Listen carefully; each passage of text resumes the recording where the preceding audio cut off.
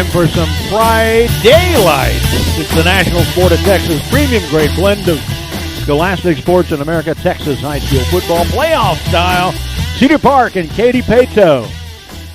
Good afternoon, everyone, and welcome back to Waller, Texas, Waller Stadium, our fifth appearance in Waller, fourth in this stadium, and second time here in 8 days, all playoff encounters. You're listening live on the Vype Network. We've been broadcasting Cedar Park football under various name changes since 2008. This is our 176th game. I'm the so-called Via the T, Brad Cohn, and I'll have the play-by-play today. Joining me with color and analysis and also technical production is a very busy man named Cecil Kogenauer. That's me, and man, what a great thing to be back here in Waller for a third-round playoff game.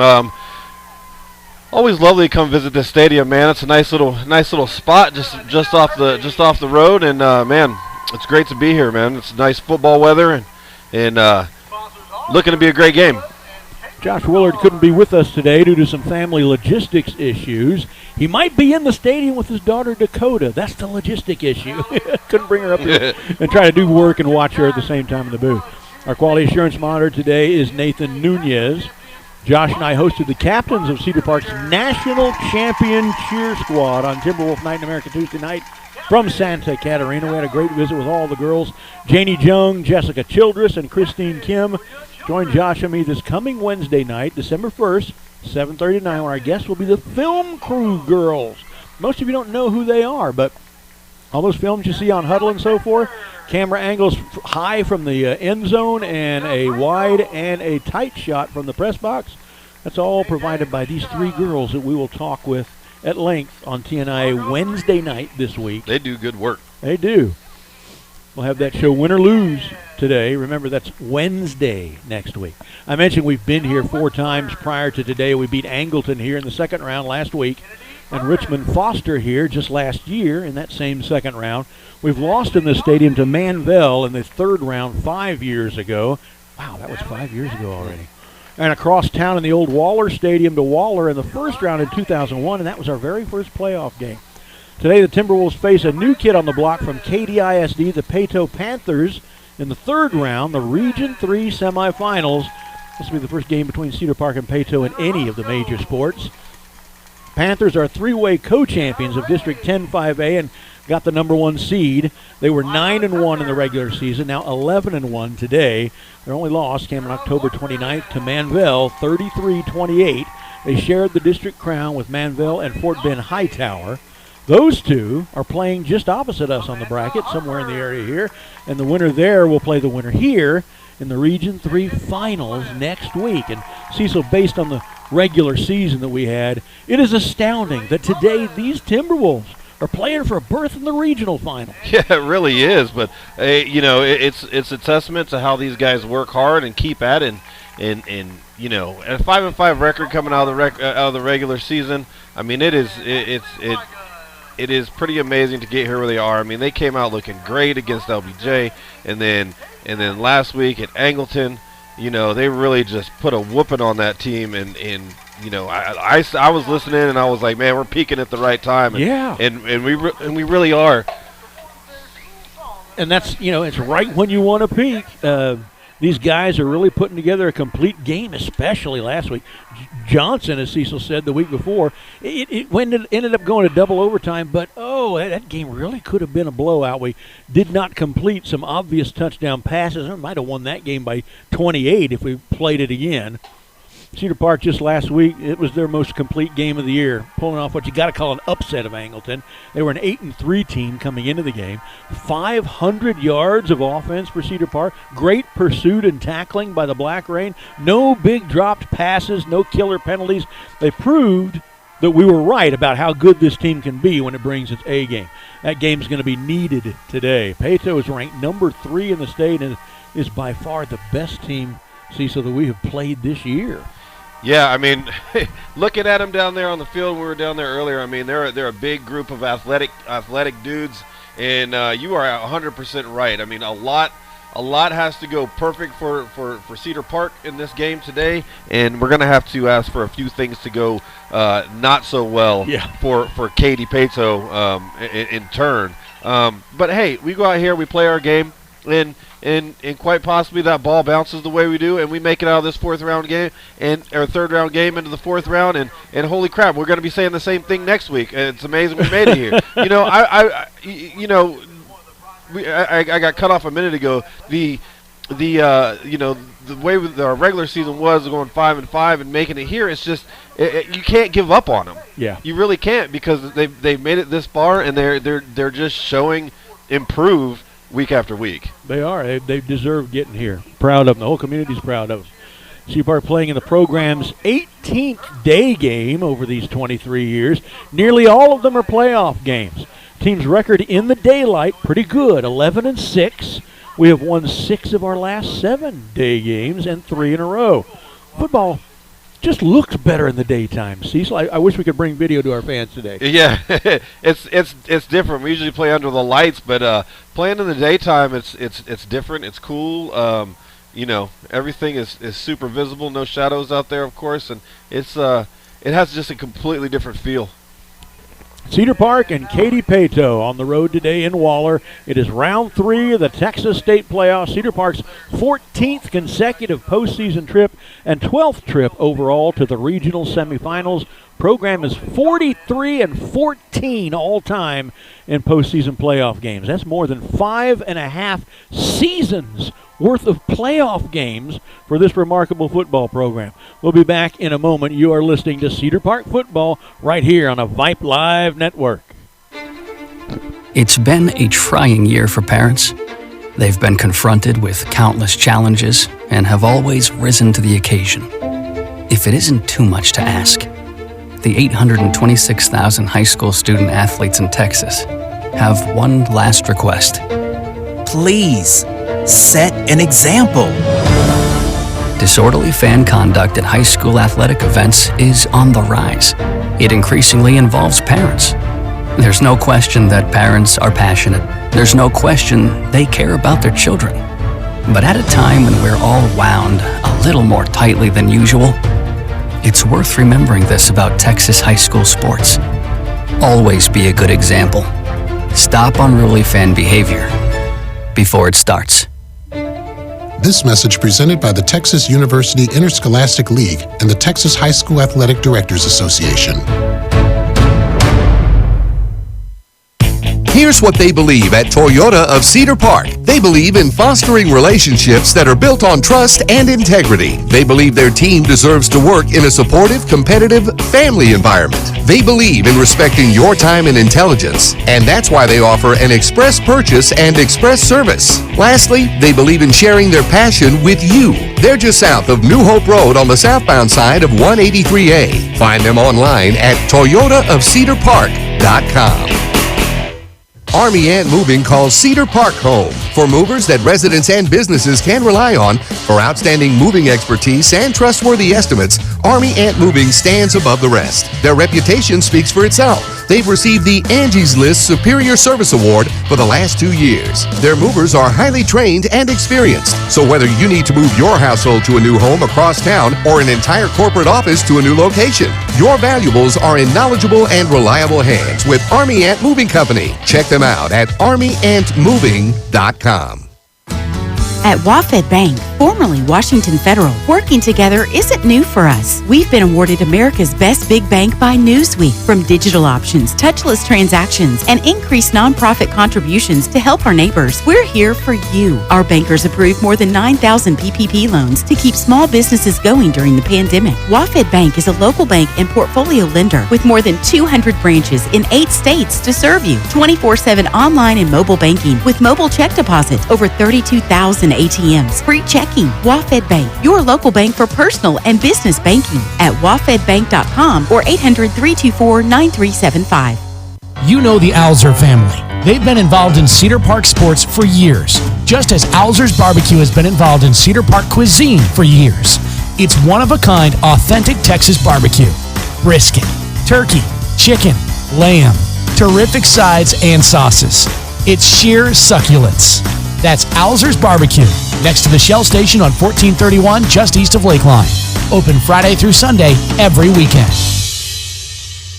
A premier real estate brokerage in Central Texas, Mungia Real Estate's innovative buy-sell process results in their listings selling faster than the Austin average. Their attention to clients sets Mungia apart from other brokerages. With creative marketing strategies, savvy negotiation skills, and a commitment to hard work and excellent customer service. Whether it's residential, single-family, multifamily, condos, commercial, or vacant land, Mungia Real Estate knows the Austin market and connects buyers with sellers every day. And they do it with professionalism. Mungia Real Estate at 512-922-4267 or mungiarealestate.com. That's MUNGIA. At Academy Sports and Outdoors, back to school means back to sports. And from graphic tees to football cleats, they have everything you need to make this your best year yet. Swing by your local Academy store today or shop online at academy.com and you can find all the hottest styles from top brands like Nike, Adidas, Under Armour, and Vans, all at a price you'll love. So if you want game-changing gear, start here at Academy Sports and Outdoors. I went to Academy just last week, got me some athletic socks. Welcome back, pregame show here on the Vype Live Network. Once again, this year's sponsors: Toyota of Cedar Park, HEB, Rudy's Barbecue, Army Ant Moving, Mungia Real Estate, Wofford Bank, our touchdown sponsor, TJ Lewis Real Estate, Alzer's Barbecue, and Santa Catarina Mexican Restaurant. Cedar Park playing today for a berth in round 4 of the state playoffs, the Region 3 finals next week, as we said earlier, against either Fort Bend Hightower or Manvel. Hightower won that regular season matchup in District 10 5A play 16-12. If the Timberwolves pull off the win today, next week would be the program's 8th trip to the regional finals. We are currently 4-3 at that level. Every time, Cecil, that we've won a regional final, we also won the subsequent state semi and went to the state championship game. Well, it's that's a great stat to have, man. It's a positive omen. But today's the day that matters. Yep. Right now, we got to make it through this one. Our first football game ever against Paetow. Panthers are co-champs of 10-5A and are 11-1, ranked number 3 in the state. They are what we usually are. Cedar Park with a 5-5 regular season, finishing 3rd in 11-5A, but peaking, as Cecil said earlier, at exactly the right time with 2 consecutive excellent road performances in the playoffs. Current weather for Waller, Texas, 52 degrees, dropping into the mid-40s by late afternoon. 46% humidity. Wind from the north, the left, at 9 miles an hour. Saw Ray Lombard kicking into it from the 25 in pregame warm-ups. And it was only making it by 5 or 6 or 7 yards. The wind is blowing that strong. So few field goal possibilities of going right to left, north, but long ones going south, I guess, today. Cedar Park gathering in the big inflatable Wolf's Head. Paetow has run through their run-through tent, which is quite a bit smaller than ours. They do have a big facade. It's the state of Texas and the Panthers. They are the Panthers. They got Carolina Panthers colors and a uniform that looks a lot like them, all white today as the visitors. We were home last week. They flip a coin for that. We won that toss again this week and are home again. So Cedar Park fans are on this side. And that was a familiar fight song by Paetow. Isn't it a Big Ten song? I thought it was "Hail to the Victors." Oh, that's USC. No, USC. that's Michigan. Oh, Michigan. Okay. Yeah. The end of it sounded like Michigan to me. Yeah. You hear our folks ramping up. Those are our fans cheering down in front. Do have the crowd mic today. Weren't able to get it going last Friday night. Timberwolves getting ready to pounce. Then we'll have the coin flip and the anthem and get going. Scheduled for a 1 o'clock kick.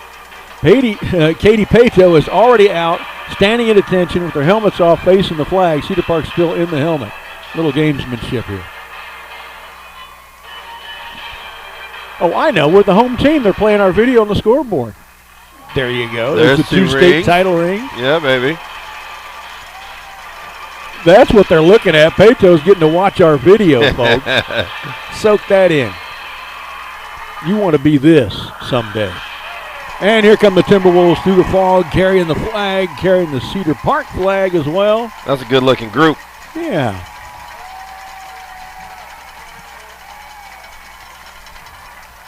Among the things, the trends that Cedar Park football has started, we started the all-black uniforms, of course, 21 years ago. First team to have it. Only one team to have it for about 5 years before others started in. I think Bowie was the first. Lake Travis got one shortly after that. Now a lot of people, almost everybody's got a black uniform, an all-black uniform. We were the first ones to do it. We were also the first ones to defer the coin toss, because that was kind of like winning it all the time, because the other teams wouldn't defer. So we always got the ball to open the second half, which is when you really want to have it. Now everybody defers. Well, we were the first ones to do that too. Team captains this year for Cedar Park: Cody Marshall, Kevin Adams, Josh Pell, Jake McAnally, Cole Valiente, who isn't playing today, down for the season with the broken fibula, Connor Mason, Ian Ferguson, and Murray Robinson. Of course, you can only, because of UIL rules, send 4 out any one game, so they rotate who those 4 are out of those 8 every game. But first, we're going to step aside. They're going to have the national anthem, so here we go.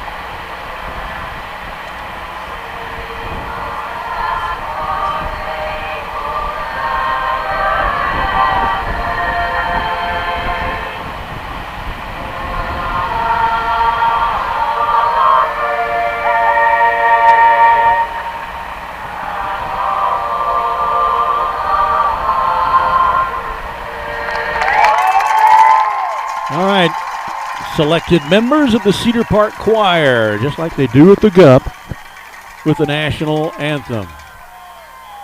Josh Willard not able to join us today, but he may be in the stadium. If not, he's probably at home listening. Josh, if you're listening right now, send Cecil and I a text message so we can give you a shout out. He actually did just a moment ago. He is at home, wasn't able to make the trip, so he's listening in live. All right, Josh. Send your willpower through the airways and lend the Timberwolves a hand here. They got a tough row to hoe here against Katy Paetow.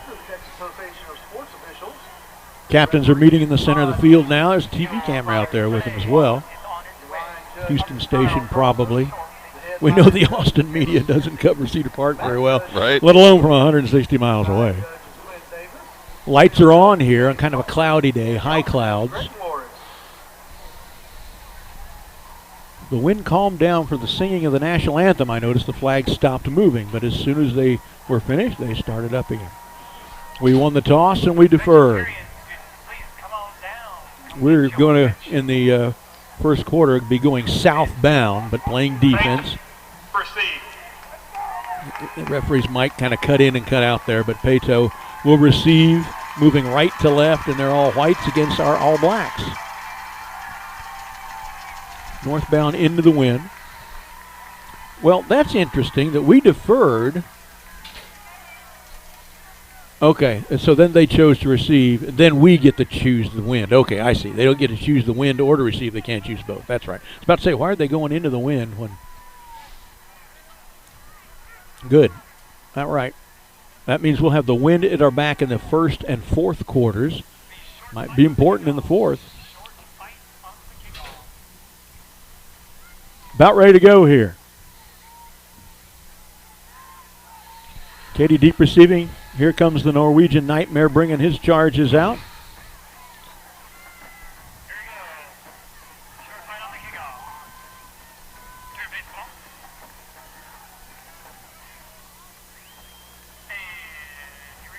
Raylon will set it up on the 40, the far hash.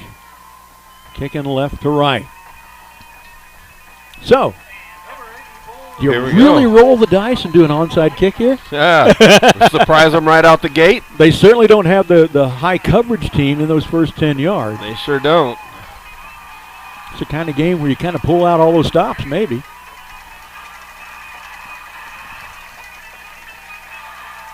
Here we go, 105, getting underway right now. There's the kick from the Norwegian Nightmare.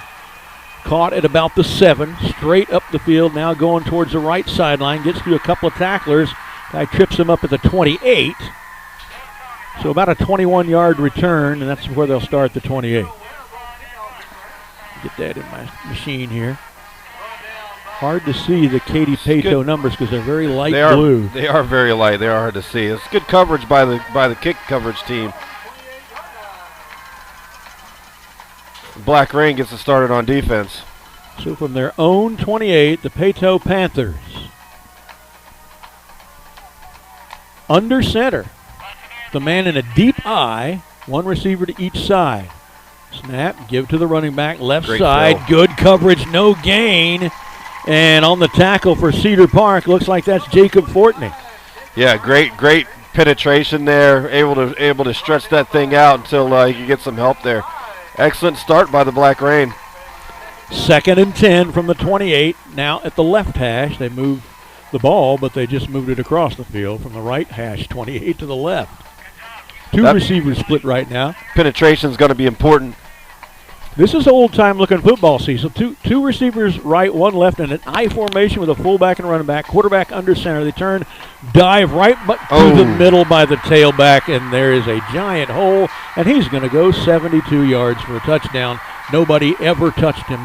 He never did anything but go exactly straight ahead. There's a 72-yard sprint, 6-0 Paetow. Excellently blocked play. I mean, you could drive a Greyhound bus through that hole in that line. Yeah, they really could. That's usually kind of a hyperbole by us sportscasters. But Cecil's right. That hole was just about that big. And the snap is flubbed, and he goes down on it. There's a nice omen. Yeah, that's great. That can come back to a Honda team really quick. That 1 point. So not even a minute into the game, 11:01 on the clock in the first. Timberwolves trailing 6-0 to Paetow. We'll be right back after this. In the battle for barbecue supremacy, warriors pit prime meats, secret sauces, and recipes against one another. Yet one champion stands alone.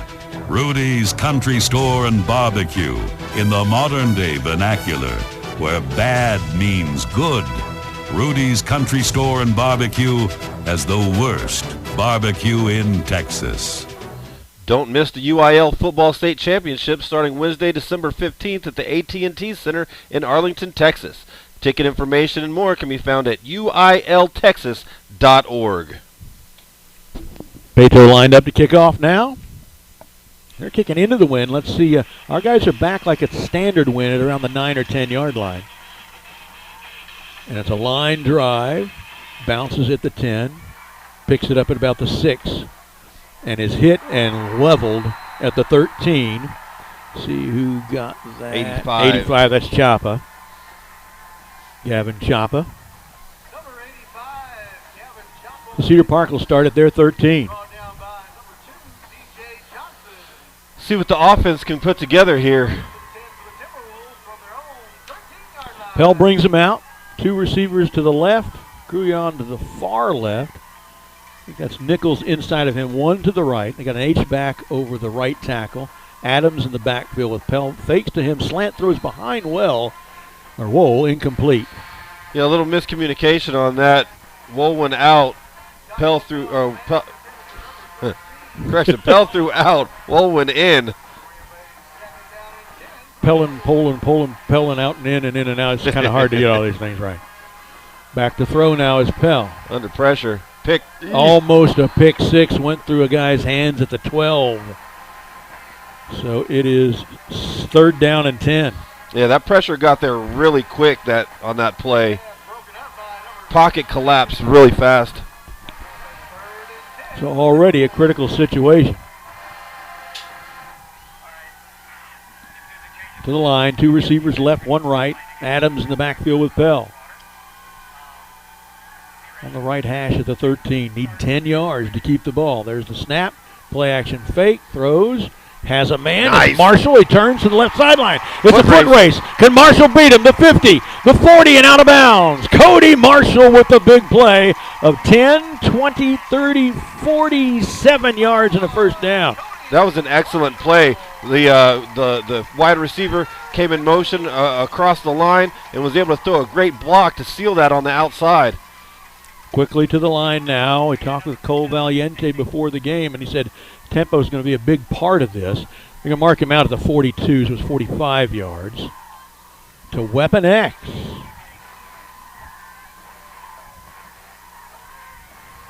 Same formation without the H-back. He's on the line as a tight end, and that looks like Mueller at this point. On the right side, fakes to Adams again, split in screen, Wool, complete, left side, or right side rather, but he is just taken down after about a 2-yard gain. They're going to give him the 39. It'll be 2nd and 7. Yeah, taken down by number 16, Kentrell Webb, a senior defensive back for Katy Paetow. A great open field tackle, saves the touchdown. Back to throw, same play to the other side. Get Marshall. He tries to shake a tackler. Doesn't get much. He gets 4 to the 35. It'll be 3rd down and manageable. It is. That's a really nice play. I mean, they ran that play just to opposite sides like 3 times in a row, and it's still effective. Able to steal it off with the blocking wide receiver. Snap on 3rd down. Back to throw over the middle. A little low, but then does he come up with it? No. He's trying for Marshall about the 23. Would have been about 13, 12 yards for a first down, but incomplete brings up 4th and 3. This is definitely an area where you're going to go for it here. Got an injured Katy Paetow player. We'll stay here. Cedar Park, first couple of plays. Nothing, incomplete passes. Then a 45-yard strike to Marshall up the left sideline. Then a 3-yard completion, 4-yard completion, and an incompletion, and that's where we are on this 6-play drive at this point, which has gone 52 yards. All of it through the air, no running plays as yet. Good crowd here for Paetow. They didn't have too far to go. Not a bad crowd for Cedar Park considering it's 160 miles, but certainly it's less than Paetow's crowd. Injured guy has been carted off. 2 receivers right. Well, and in the slot is Marshall. Gruon to the left. Adams in the backfield. They fake to him, throw to Gruon on the slant. It was incomplete. Gruon was kind of pushed off his route. He was trying to go across the field, and he was pushed back towards Pell right when the throw started, and so the throw was in front of him, and Cedar Park gives up the football. Yeah, they were actually pretty lucky to get that off. There was a great block thrown by number 2, Kevin Adams. They gave extra time just to even get that ball off. So Paetow takes over their own 35-yard line. 1st and 10 Panthers. Now a more traditional, or less traditional, more modern arrangement. 4 receivers and from the shotgun. Back to throwing to the line of scrimmage on the left side, complete, but not much there. Gets maybe 3 when he stretches forward. That pass was complete to number 84, Jason Blue, their junior wideout, has got a lot of skills. Give him just 3, 2nd down and 7.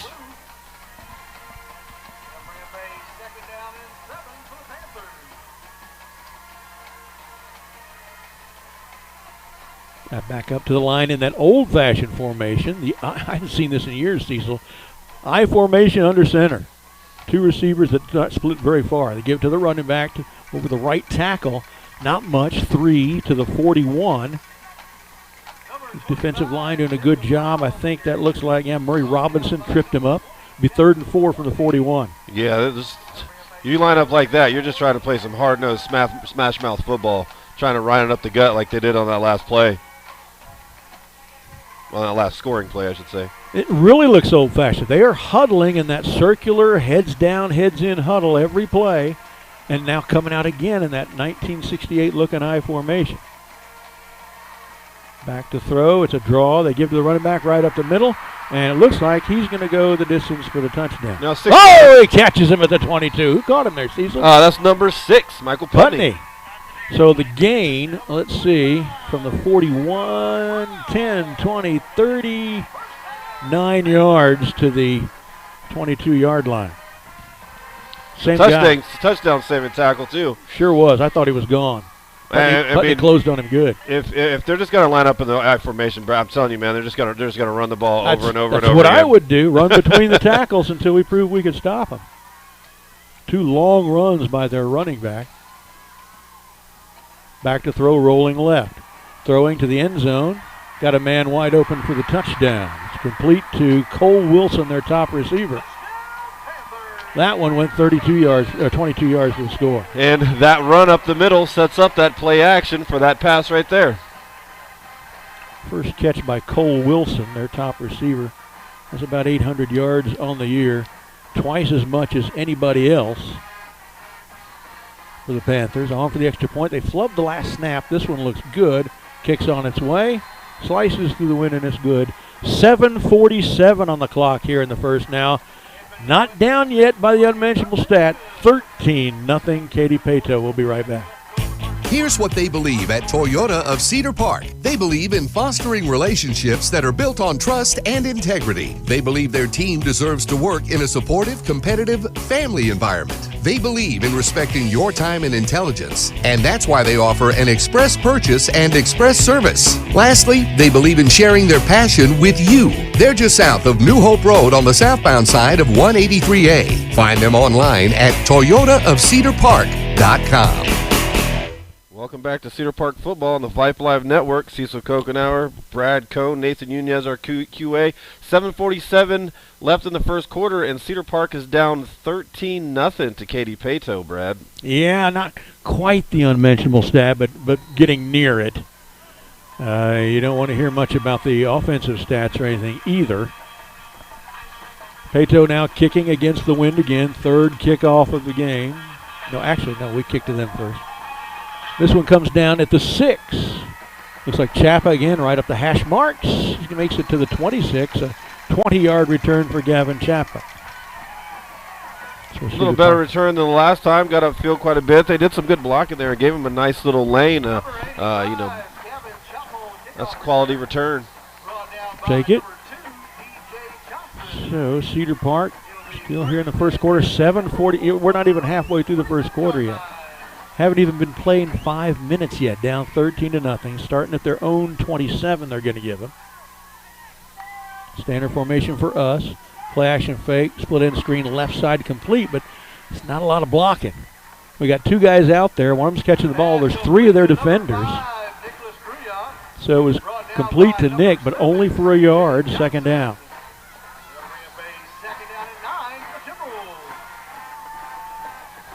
Quickly to the line.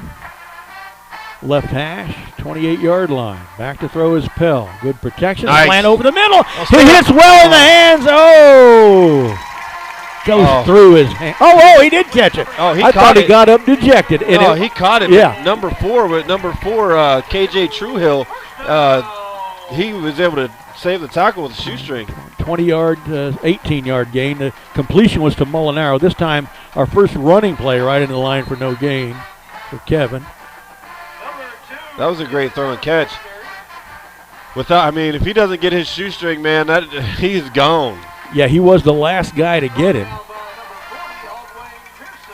Second first down of the game for Cedar Park. Adams' first run nets nothing. 2nd and 10. 46-yard line of our own. Complete. Pass midfield to the left side. A gain of about 6. Who's getting up off there? Is that Cody? Yeah, Cody Marshall for 6. So 3rd down and 4.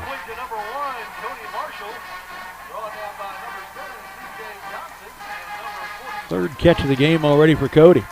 Back to throw is Pell. Looking across the middle, hits a man in the hands. It was Nichols, but goes through his hands. It's going to be 4th and 4. Already down by this much. There's nothing to lose in going for it. Might as well go for it. Yeah. And already we see these man-up coverages right here. We're the 2 deep safeties and man coverage here. We got opportunities. Yeah. People can get open. 4th and 4, the 48-yard line of Paetow. There's a snap. It's going to be a quick kick, but Somebody's called timeout first. Paetow did. So they were a little worried that we were actually got some sort of play we were going to run. I don't know. I think I go ahead and go for it here, Cecil. I mean, the game is getting out of hand already. Well, I mean, they just saw a quick kick, can be expecting it again. Now do you go for it, you know? Yeah. I totally agree. Why not? I mean, you're kind of in no man's land over here. You're going for broke today anyway.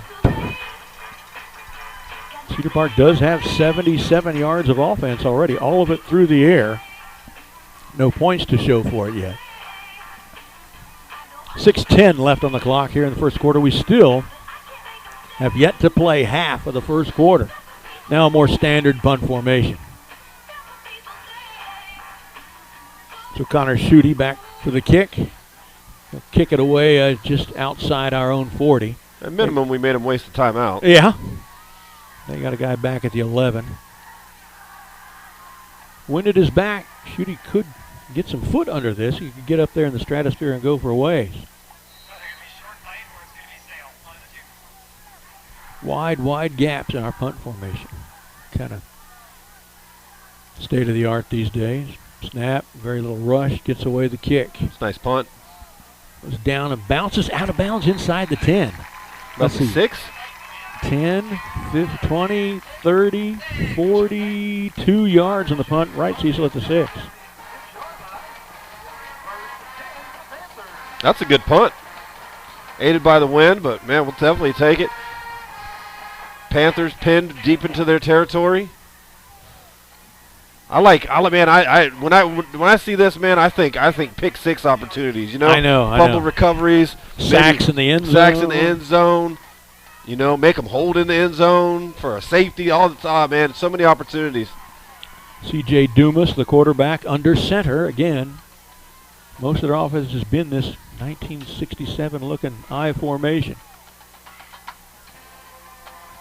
Gives to the tailback off the right tackle. Goes outside the 10 to about the 13. And make it the 12, a gain of 5, second down. Yeah, they're doing some good blocking. You know, Black Rain, often the down linemen are gonna have to get some good handwork in there and get penetration to stop this run game. Back to the line now after a full huddle. I mean, this just looks like we're in a time machine watching their offense. Second down and 4. Gives to the tailback again, this time to the left side. He's got the yardage for the first down, a little bit more. He's going to go all the way out to the 19. Again, that was Jacob Brown. Host of Timberwolves in there. George Wheeler throwing in a nice hit. There's at least 3 people. I didn't get all their numbers, but they were swarming to the ball. No lack of fight here, that's for sure. That's the first down Paetow has got that wasn't a touchdown. That's how fast they've been scoring. Now inside 5 minutes at 4:59. 3 wideouts to the right, 1 to the left, spread formation. Oh! Back to throw his hit right when he throws it. Drills it into the ground, incomplete. Let's see, who had that? Who was that? I'm looking for 37. Yeah, it might have been a 34. Ethan Becker. It was 31. McAnally on the blitz from the right side. Oh man, he came free off that edge too. Almost on the got blind side. First incompletion of the game for Dumas. He's going to remember that one. 2nd and 5. They had the ball marker in the wrong place last down. They had it up a yard farther. Goes from 2nd and 4, an incomplete pass, 2nd and 5. Twins to either side. Dumas gives off to the tailback. Ooh, he's going to be short. Only gets about 3 to the right side to the 27. Definitely Ethan Becker on that tackle. That's a great tackle to make him come up short. Force the 3rd and short opportunity. Becker's been playing better and better all year. 3rd and 2, right hash. Come out with the power line for the I formation. 1 split to the right side. Everybody else is tight. I formation. Dumas under center. Barks the signals. Pitches. Tailback sweep to the left side. And he's hit and short. Stopped at the 28. He's short. McAnally, last guy there. makes the final hit. He was tripped up by one of the defensive linemen before that. McAllen made sure he couldn't go any farther. 4th down, they're going to have to punt.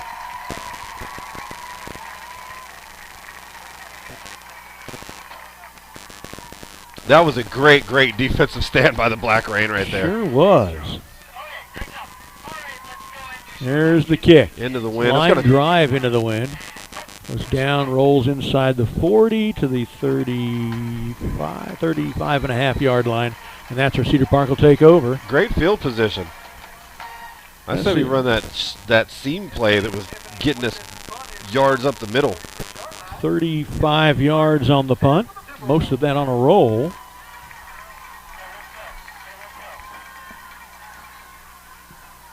Cedar Park takes over. Josh, no rushing yards so far. Appreciate you staying connected with us, Josh Willard. 2 wideouts to either side for Pell. All right in the middle of the field between the hash marks at the 36. Adams goes in motion right side. Pell throws a slant towards actually Molinaro, but is well behind him. 2nd down.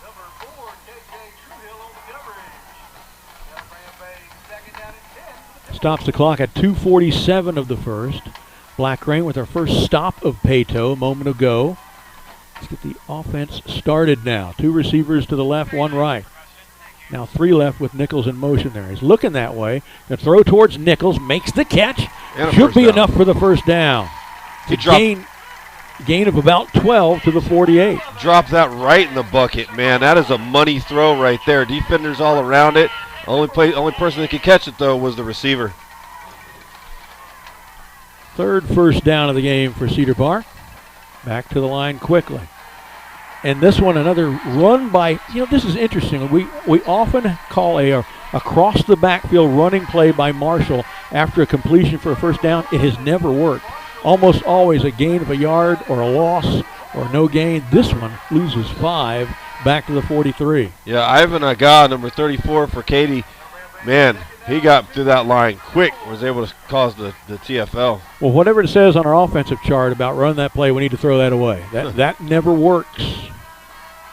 Other times he runs the balls okay, but if it's after a pass that gains a first, we lose yardage. Pell throws down the left sideline, kind of just dumped that away. Didn't have anybody there, was under pressure, incomplete. 3rd down and about 15. 3rd and 15, quickly to 3rd down, a minute 50 left in the quarter. The only thing bad about the tempo offense is you can go from 1st down to 4th down in no time. Yeah. See it happen in under a minute. Yeah. 3rd and 15, hour 43 near the on the left hash. 2 receivers left, that's a short side. Marshall now comes in motion from the left slot to the right. Play action fake. Pell running to the right side. He's going to run. He's got enough room for the first down, and he's going to get it out of bounds at about the 37-yard line. That's a late hit. That should be a late hit out of bounds right there. Pell tucks it and runs 20 yards for Pell on the game. Make it 21. 1st and 10 at the 36. Yeah, number 1, I don't like that no call. He was definitely out of bounds and heading that way when he got hit. Second of all, that's definitely a weapon that we have to use today is Pell's legs. Yep. 2 receivers to either side. Pell wants to throw but can't. Goes down under heavy pressure. A sack and a loss of a couple to the 38. 2nd down and 12. That run by Pell puts us over 100 yards of total offense to 107 for a moment. Just lost 2 to get back to 105. 2nd and 12. 1:22 and ticking on the clock in the first. Marshall in motion from the right slot to the left. The snap. Back to throw. Pell throws over the middle. Oh, that's PI. Marshall was, he had a guy there it is. Finally the flag, yeah. He was all over his bag, hit him early. That's a first down, Cedar Park. That will work. That'll be our 5th first down, first that we get for free. And that is a DPI, so I'm logging all this stuff in, on the Panthers. Let's see. I'll set Cedar Park up where? Referees are talking about it now. Definitely climbing up his back. Marshall was going from left to right across the middle of the field. And there's the call. Pass interference on them. Can't hear the refs micing out. There we go. We heard him say first down at the end. But where did it move the ball to? They're still working on that. Still pacing it off. 15-yarder should move it to about the 21. And I think that's where he's stopping. Cedar Park's now at the 21.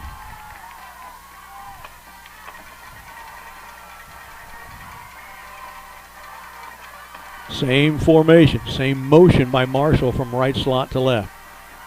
Bell looking to the left, and he overthrows Marshall. Probably a good thing is there's a guy getting ready to absolutely clean his clock if he caught the ball.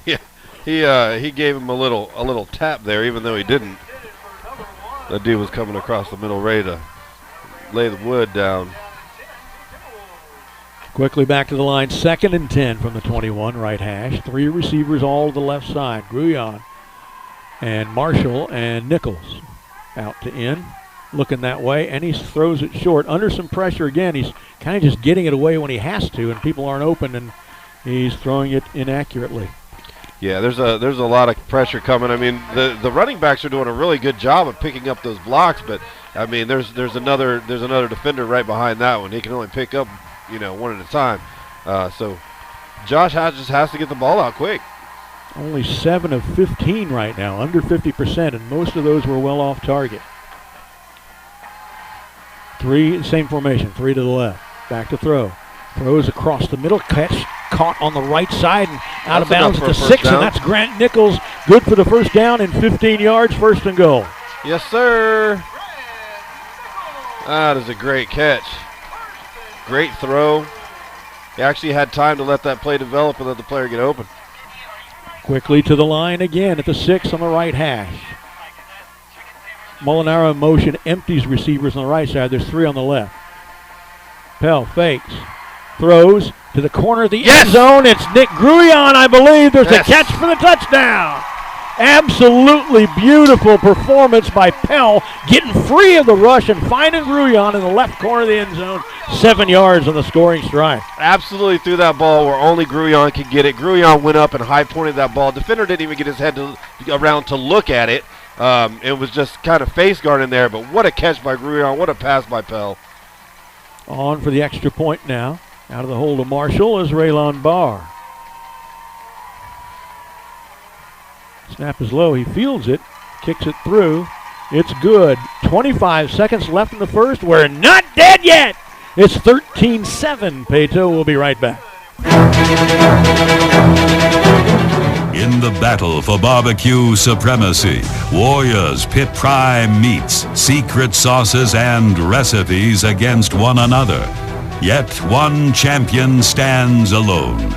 Rudy's Country Store and Barbecue, in the modern-day vernacular, where bad means good.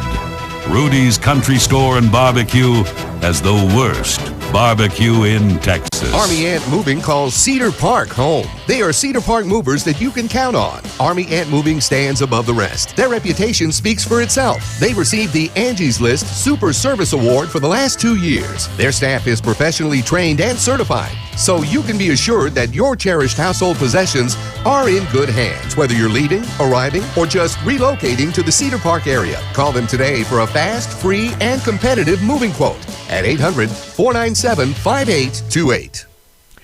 Welcome back, Cedar Park Football Vype Live Network. Brad and Cecil here. Nathan Nunez, our QA. Cedar Park off the schneid. Broke the goose egg. It's 13-7 now, Panthers. 25 seconds left in the first. Cedar Park taking off with the wind at their back, probably for the last time, at least until the fourth quarter.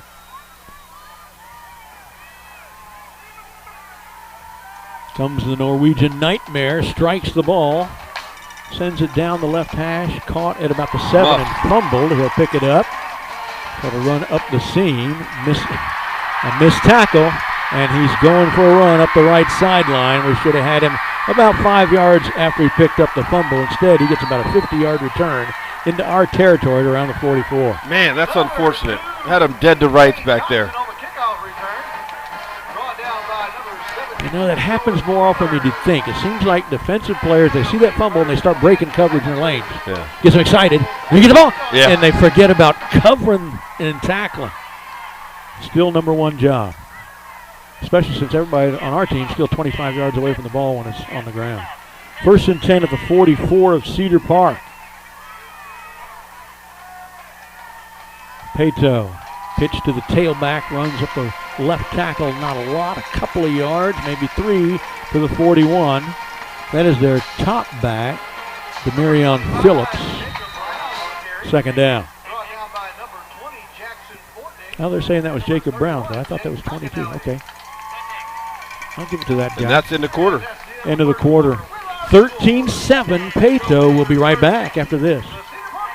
A premier real estate brokerage in Central Texas, Mungia Real Estate's innovative buy-sell process results in their listings selling faster than the Austin average. Their attention to clients sets Mungia apart from other brokerages with creative marketing strategies, savvy negotiation skills, and a commitment to hard work and excellent customer service. Whether it's residential, single-family, multifamily, condos, commercial, or vacant land, Mungia Real Estate knows the Austin market and connects buyers with sellers every day.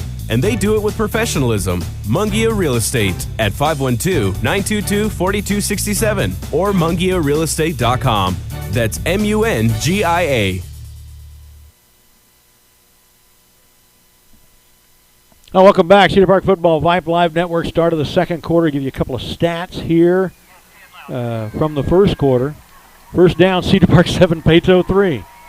Rushing, we are 4 for 14 yards. They're 9 for 135 through the air. We're 9-17 for 111. They are 2 of 3 for 25 total offense. 160 for Paetow, 125 for Cedar Park. Not bad. Paetow with the ball at our 42. Left hash now going left to right. With the win, rolling right. Throws complete to the fullback out of the backfield. And he'll have about 7 yards right at the first down marker. Should be good for the first. Yeah, a bit of a different look, and I'm glad I didn't see the player downfield because he was wide open for at least a 25-yard gain. And are they going to measure or something? What are they doing with first down? Yeah, they're saying first down. Okay, there we go. 4th first down for the Panthers.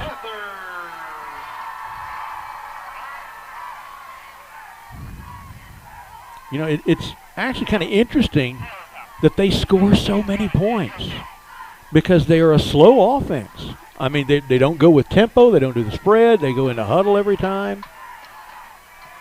And so, number of plays per minute is a lot lower for Paetow than most modern teams, and they still score all those points. Up the middle for Demarion Phillips again, and he's picking his way for about an 8-yard gain to the 26, 2nd down. It was a nice, patient run. He kind of picked his way through that line. They have moved Jacob Brown, a backup running back, to the tailback. And he's been getting these carries rather than Demarion Phillips, who had the 72-yard run. So I wonder if he's, pulled something or what. Because, yeah, that's Brown again, it looks like, in there. Again, the I formation. Under center is C.J. Dumas, a fullback and a tailback behind him. Fakes to the tailback, throws towards the end zone. There is nobody there. That's good defensive coverage by the defensive backs. May have forced him off his route to cut it a little bit soon inside. That ball is good 10 yards past anybody. Dumas now 3 of 5 for 32 yards. Most of that on a 22-yard strike that was his second throw of the game. Big play for the Black Rain. 3rd and a very short 2. A little less than 2. 26-yard line. Same I formation with one split receiver to either side. Now in motion right to left. So there's 2 on the left. Gives to the running back, Jacob Brown. He fumbled. Did he fumble the ball? He is right at the first down marker. Well, they're marking him short at the 25. It looks short to me. If he fumbled, I think they got it back. Nobody's jumping up and down about a fumble. Yeah, it may not have come loose. I thought I saw something there, but I could be wrong. Good job by the D-line on Jacob Brown. Yeah. It is 4th and a little less than a yard. Knows the ball's right at the 25, right in between the hash marks in the middle of the field. They got to get just short of the 24 for a first down. about 2 football lengths. Here it is, 4th down play, power I formation. You know what's happening here. Yeah, they're going to give to him, and he's going to get the first down, and he's going to go all the way to the end zone. Somehow we knew that's what's going to happen. 25-yard scoring run for Jacob Brown.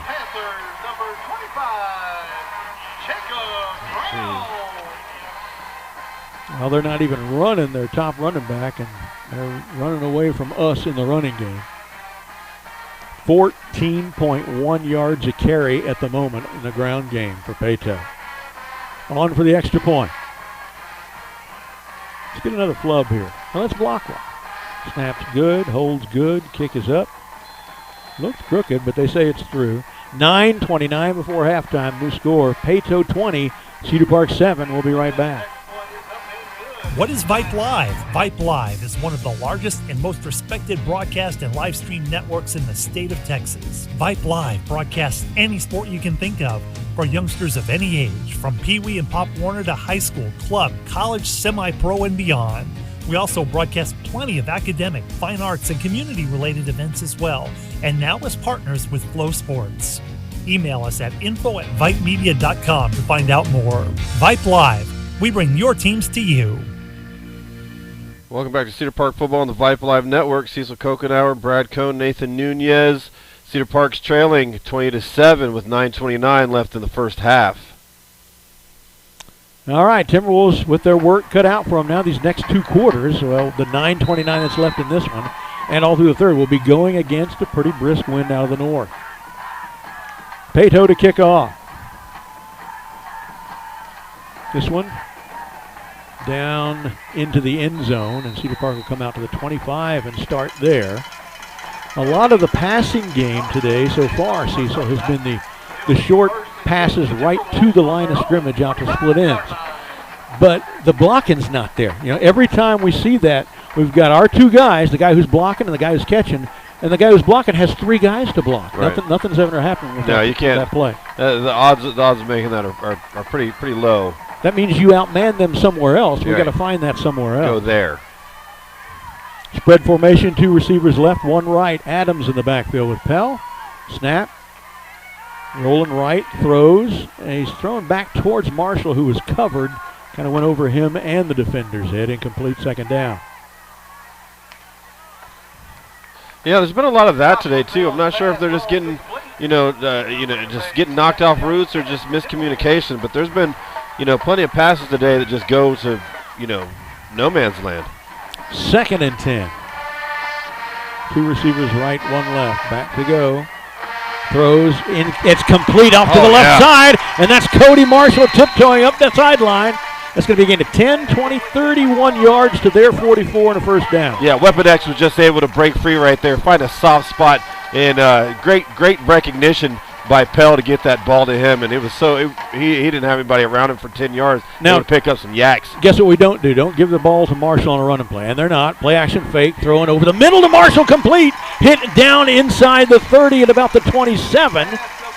That's going to be another gain of, it looks like 16 yards and a first down. Yeah, I like that play. Marshall coming across the middle, and, man, did he take a shot after that. Man, he did. His 5th catch of the day already. 102 yards receiving for Marshall. This time, running right side. Gain of about 3 to the 25. I didn't get the number, though. Who was that? Evans? That was Gruyon. Gruyon, okay. Was it a running play or a shovel? It was a shovel. Okay, I got to put that 3 yards in the passing game here on the stats board.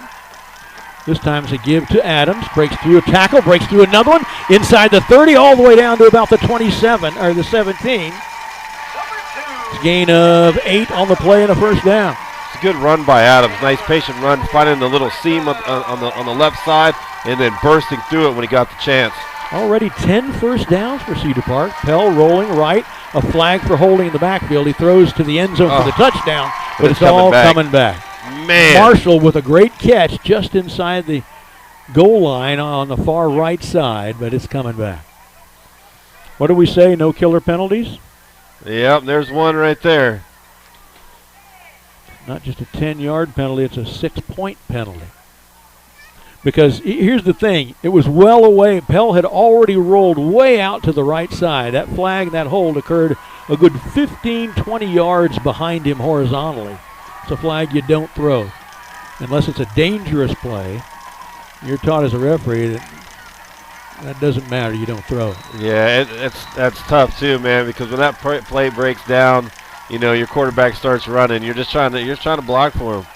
1st and 20 from the 27. Need the 7 for the first. Marshall in motion from the left slot to the right. Pell fakes to Adams, throws towards the end zone, towards Gruyon, who's held up right in front of the referee. The guy is holding his shoulder pad the last 5 yards, and there's no flag thrown. I mean, that's as egregious as that dude that ran that red light when we were driving down 290 with the cop right behind him. This cop didn't do anything about it either. 2nd and 20. Folks, that was a blatant, flagrant pass interference or defensive holding. You could have called it either of them.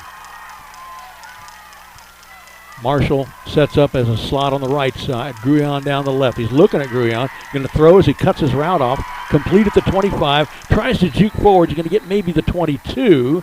That gets only about 5 of those yards back. It's going to be 3rd and 15. Michael Jordan's playing. What? He should be number 23, right? I didn't know he played football. 3rd and 15 on the left hash at the 22. Receiver split to the far right. Gruyon to the left. I believe it's Marshall in the slot on the right.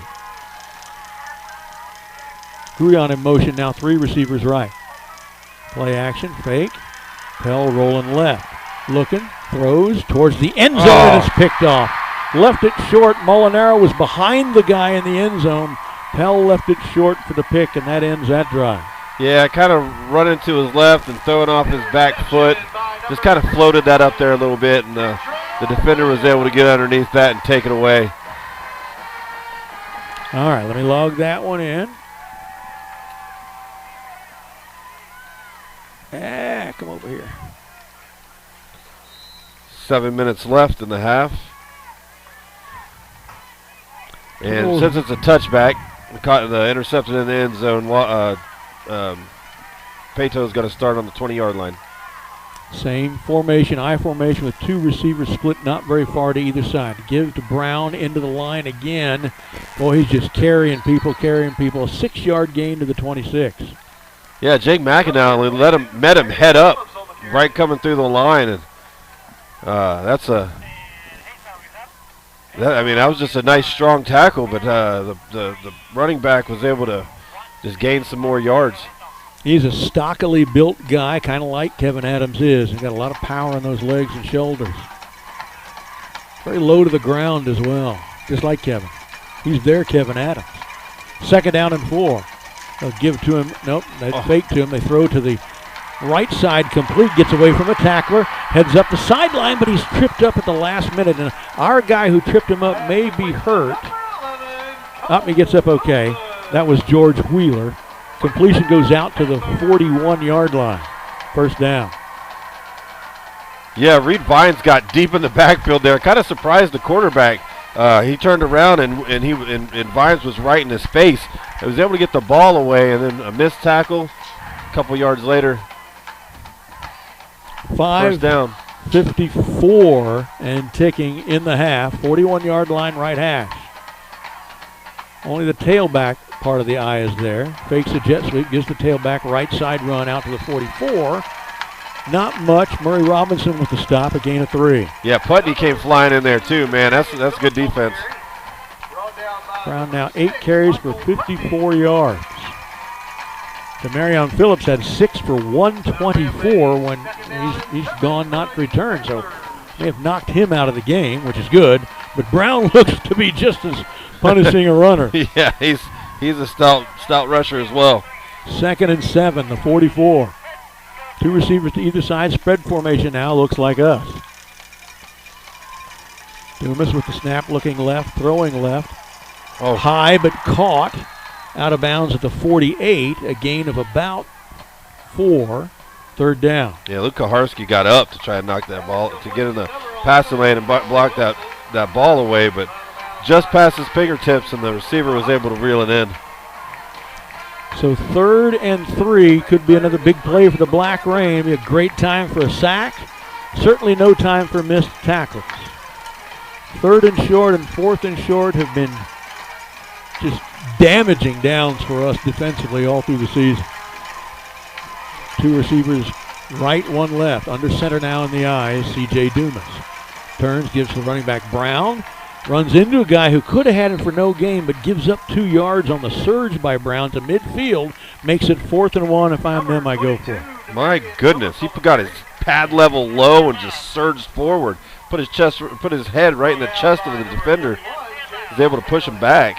And they're going to go for it. I didn't see who that was, but I didn't see the defender either. It's one of our linebackers on the right side.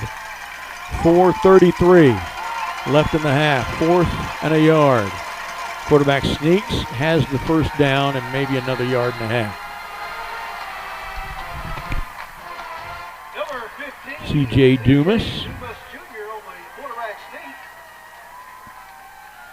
His first run of the game. Good for 3 yards on the sneak. 7th first down for the Paetow Panthers. We actually have more first downs than them, and we're losing 20-7. That's crazy. Or that's plays. They had those big long plays, yeah. 22-yard pass, 39 Nobody's on. run. Get on the receiver. Yep, on this near side, they finally. Ooh, there's a tall snap, but it comes down his hands. Throws deep beyond everybody to the left side. That snap, Cecil, was a big bloop. It went probably 15 feet in the air, but it came down right in the quarterback's hand. Whew. That was scary to start. We had a wide receiver over here with nobody on him. Fortunately, that was a high snap. We were able to get back into positioning, and that snap really threw the timing of that play off. 158 of their 235 yards are on just 4 plays. 2nd and 10. Pitch to the tailback to the right side, and he's brought down after a gain of a yard. Number 9, Dylan Hufford. All right, Dylan Hufford coming up from the safety position. A key play is going to be 3rd and 9. A sure tackle will bring anybody down, even a good back like Jacob Brown. Yep. What was one of our keys to this game? No missed tackle. Sure tackling. Yeah. 3:22 and ticking. 3rd and 9 from our 46, nearer the right hash. Trips to the left, single to the right. Back is Dumas, throws out to the sideline, left side. A guy is wide open. He fumbled. He fumbled the ball. Will Cedar Park get it? He was approaching the first down. He had about a 7-8 yard gain, and it looks like he got it back. He was able to recover it. Luckily, we had a couple defenders over there that were trying to get their hands on it, but 3rd and short now. 4th down. 4th down. I'm sorry, 4th and very short. This is the worst down for us on the season. This is where it's not so much are we worried about giving up the first down, we're worried about giving up a touchdown on these plays. Happened on their last possession, as a matter of fact. Under center, turn, give to the running back, left side. No touchdown on this one, but he'll have the 3 he needs for the first down to the 35. Number 25, Jacob Brown on the carry. That's a scary trend. It really is. It's kind of held true all year. We did that a lot last year, too, but we're scoring 60 a game, and it didn't matter so much. 9th first down of the game for Paetow. They still don't have as many as we do. 2:10 and ticking in the half. Paetow up 20-7 and trying to really come close to putting it out of reach with a 27-7 score at the half. I formation, single to either side. Back to throw, play action fake, throws deep right side. He's got a man behind him in the end zone. Does he make the catch? He does. What an outstanding throw and catch, a 35 yards from C.J. Dumas to Cole Wilson, their leading receiver for the touchdown. Yeah, I mean, Michael Putney covered that as well as anybody could possibly cover that. He was there right in his hip pocket. He got his eyes around for the ball. He got his hands in there. It was just a great catch and throw. Perfect throw and just about as good a catch as well. Kick is up. And it's good. 1:46 left in the half. 27-7. We'll be right back. Hey high schoolers, are you interested in a career in sports media? Vype can help. Launched in 2017, our Vype U Ambassador Program is a one-of-a-kind educational scholarship program that offers high school students a chance to gain hands-on experience in the sports media field. Vype U also gives students a platform to build their portfolio of creative work under the guidance of Vype's seasoned professionals. From covering games to publishing photos, writing articles, and conducting on-camera interviews, each Vype U ambassador receives an immersive experience geared toward their interests while promoting their own school and preparing them for their future. Email info@vypemedia.com to find out more about Vype U today. Now, this isn't too bad. Don't miss the UIL State Championship starting Wednesday, December 15th at the AT&T Center in Arlington, Texas. Ticket information and more can be found at uiltexas.org.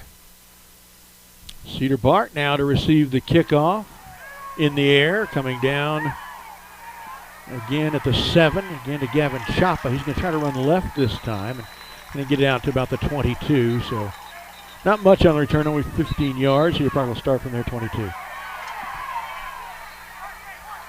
Chapa 3 returns in this game for an average of 16. Number 85, Gavin Chapa on the kickoff return. Brought down by number 23. So here comes Pell's moving company. They moved okay, 188 yards of offense, so that's on schedule to get about 400 yards of offense and 20 first downs. But not a lot of points. And of course the defense is giving them up. Down 27-7 from the spread.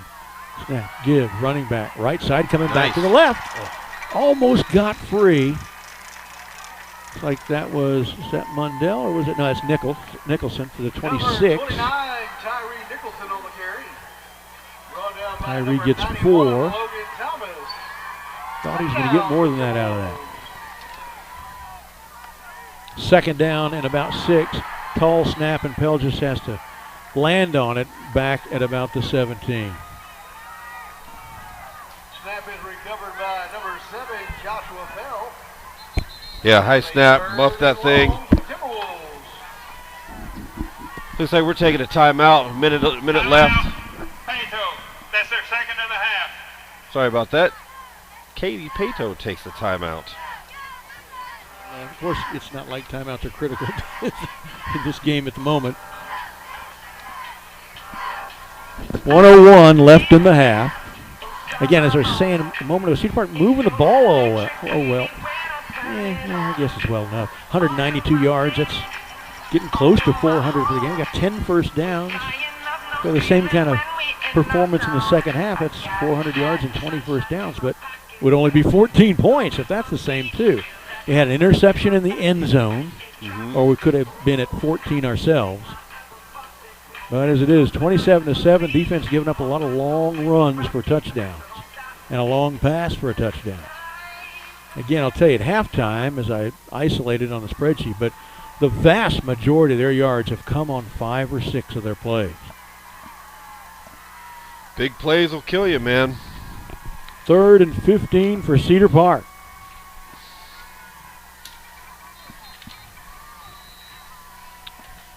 I kept up with the drive chart in the first quarter and have been negligent from the second, so I'll have to pick my drive chart stats off of the film. Back to throw is Pell, rolling right. Has a man. Molinaro. It went past Molinaro into someone else's hands, and they couldn't come up with it. Marshall. Yeah, it was Cody Marshall. There was two receivers over there, and that could be problematic and cause just exactly what just happened there, because that bounced right off of Weapon X's chest. I think he was expecting the guy in front of him to get the ball. So we're punting from deep. Punter's on the 3-yard line. Line of scrimmage will be the 13 for the kick, and it's into the wind. Their guy is way too far back. 10, 20, 30, 5, 40. It's a good roll. 40-yard punt. They will take over at the 43 with 43 seconds left. We got some stuff getting mixed up down there. Got some unsportsmanlike calls about to come. I'm sure these are going to offset. I didn't see it. Did you? I was watching the ball roll. Yeah, I didn't see exactly what happened, but yeah, there was a big group of Panthers around one of our players. Well, one thing we've done well is that I've read where Katy Paetow has only averaged 2 punts a game. Well, that was their second. We're still in the first half. So that's better than most teams. Let's assess this penalty. Hopefully the referee's mic will work this time. There's 2 fouls on the play. Unsportsmanlike conduct. Number 52 of the kicking team. Unsportsmanlike conduct. Number 88 of the receiving team. Those penalties all set. First down, Paetow. Well, number 52 on our team is not on our roster, which is probably just as good. You don't want to hear that. So they'll still be at the 43-yard line with 43 seconds to play, and that's not good. He's got plenty of time to get worse. 27-7. Just at 27, throwing a pass into the end zone for a touchdown just a couple minutes ago. And we're also just one long run away from being down now, 34-7.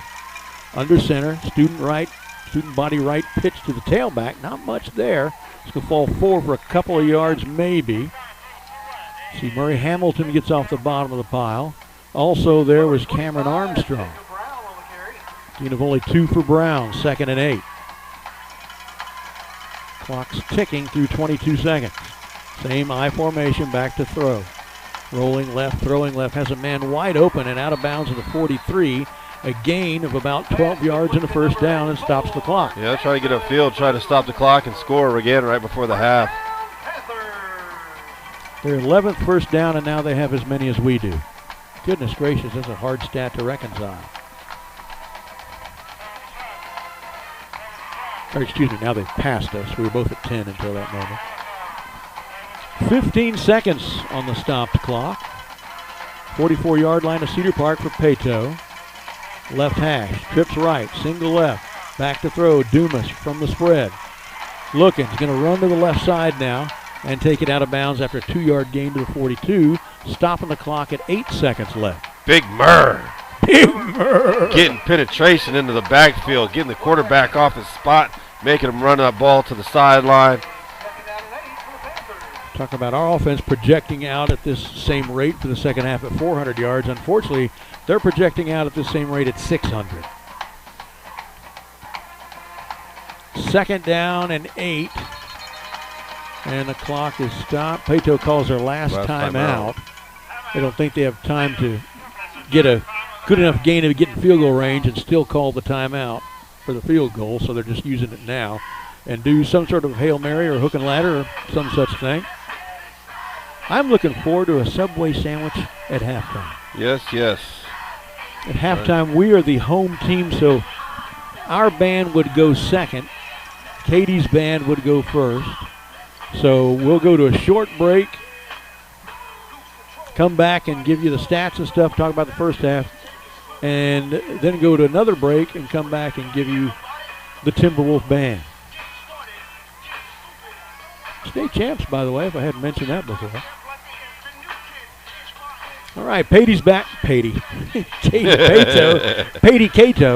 is back on the field at the 42-yard line with their offense. They send trips in a tight formation far out to the right side, a single to the left. Cedar Park 3 safeties deep. 8 seconds on the clock, there's a snap. Back to throw, C.J. Dumas. Throws down towards the left sideline, has a man out of bounds. Oh my God, there are 3 Cedar Park guys near him, none of them close enough to defend. The gain is all the way to the 21 with 1 second, and they can get points off of it. They can get points off that, absolutely. Oh my goodness, what was wrong with that picture? We had 3 guys right there. How is he open, standing right in the middle of 3 guys? 12th first down in the game. Kicking unit out. They're going to try and punch it through the uprights. From the left hash, so a little bit of an angle off to the left. They're at the 27, so a 37-yard, 28, so a 38-yarder. Wind is at their back. The snap, the hold, the kick. It's got the distance. Is it through? It is. And we are at halftime. Our score, Katy Paetow 30, Cedar Park 7. We'll be back in just a minute. At WaFd Bank, formerly Washington Federal, working together isn't new for us. We've been awarded America's Best Big Bank by Newsweek. From digital options, touchless transactions, and increased nonprofit contributions to help our neighbors, we're here for you. Our bankers approved more than 9,000 PPP loans to keep small businesses going during the pandemic. WaFd Bank is a local bank and portfolio lender with more than 200 branches in 8 states to serve you. 24/7 online and mobile banking with mobile check deposits, over 32,000 ATMs, free checking. WaFd Bank, your local bank for personal and business banking at wafedbank.com or 800-324-9375. All right, welcome back. Cedar Park Football Vype Live Network. Brad Cohn here along with Cecil Kokenauer, Nathan Nunez, our QA, Miles and Avery are our assigned, helpers, handiwork guys. Yeah, they go grab our beverages for us. Yeah, whatever we need, little handymen for us. Cedar Park down 30-7 at halftime. Score by quarters: 13-7 Paetow in the first, 17-0 in the second. The numbers: Cedar Park 10 first downs, Paetow 12. Cedar Park on the ground, ugly, 7 for 13, 1.86 yards a carry. Paetow, and I think 13 of that 13 came on one Pell run. Paetow 20 for 191, 9.55 yards a carry. Fell through the air, 13 of 25, one pick. It was in the end zone when it was 20-7. Could have made it 20-14. That was just with a few minutes left in the half. We end up being down 30-7 a couple minutes later. That pick right now is the big turning point of this game. Yeah. They are 9 for 12 for 128 yards in a touchdown. 10.67 yards per attempt. So total offense, we were really close for a moment. We were only about 20 yards behind them at one point. We're now down 319 for Paetow to 179 for Cedar Park. Their running numbers pretty impressive.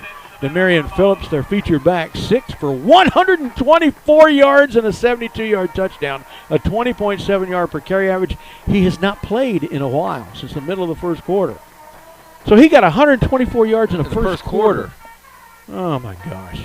Jacob Brown has been spelling him, and he's not bad. 12 for 62, a 5.2 average. His best run is a 25-yard touchdown. Dumas has run twice for 5 yards.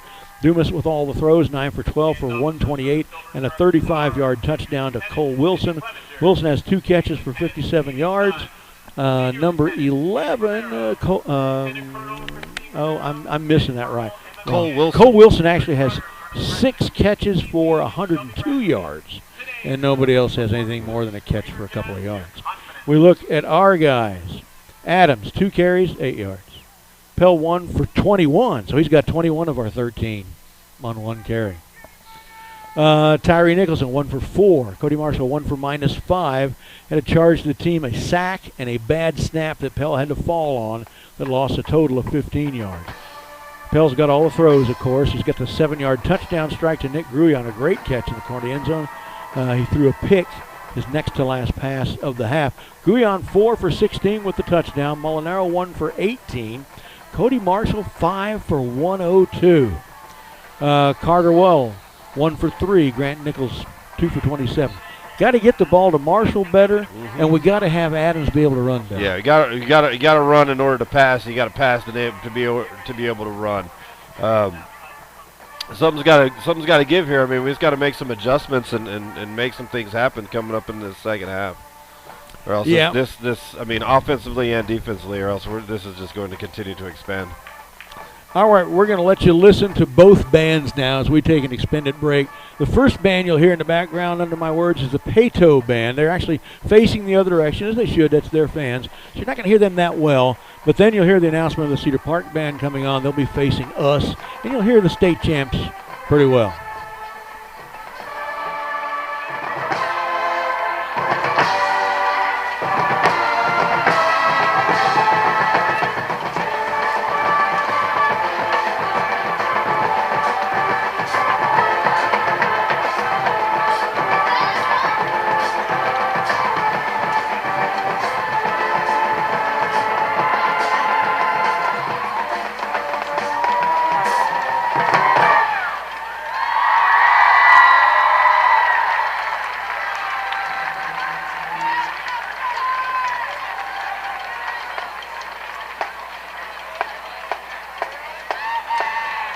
And now, joining us from Katy, Texas, please welcome the Paetow High School Spirit Squad, composed of the Paetow Band, Paetow Color Guard, Silver Strutters Dance Team, and Paetow Cheerleading Team.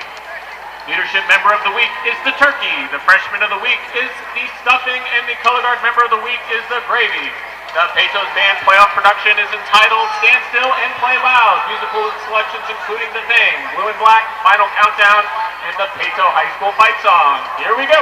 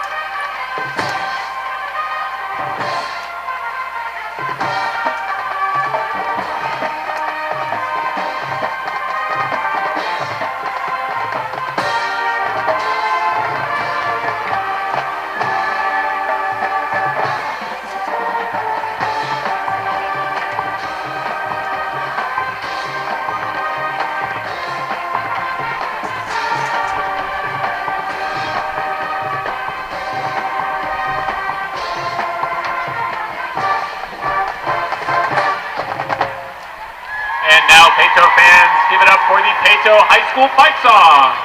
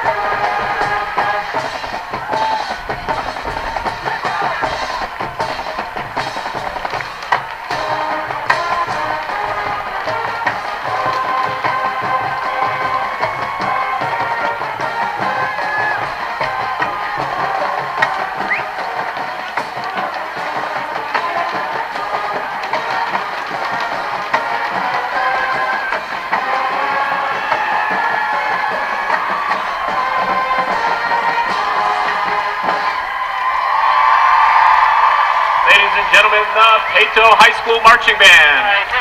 The Paetow Band would like to thank Jim and Katrina Thompson for the donation of their son to the Paetow Band program.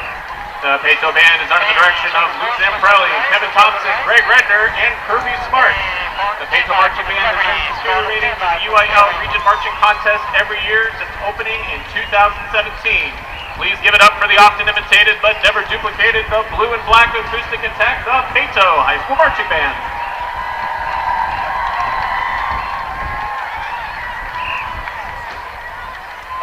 Thompson had a great idea.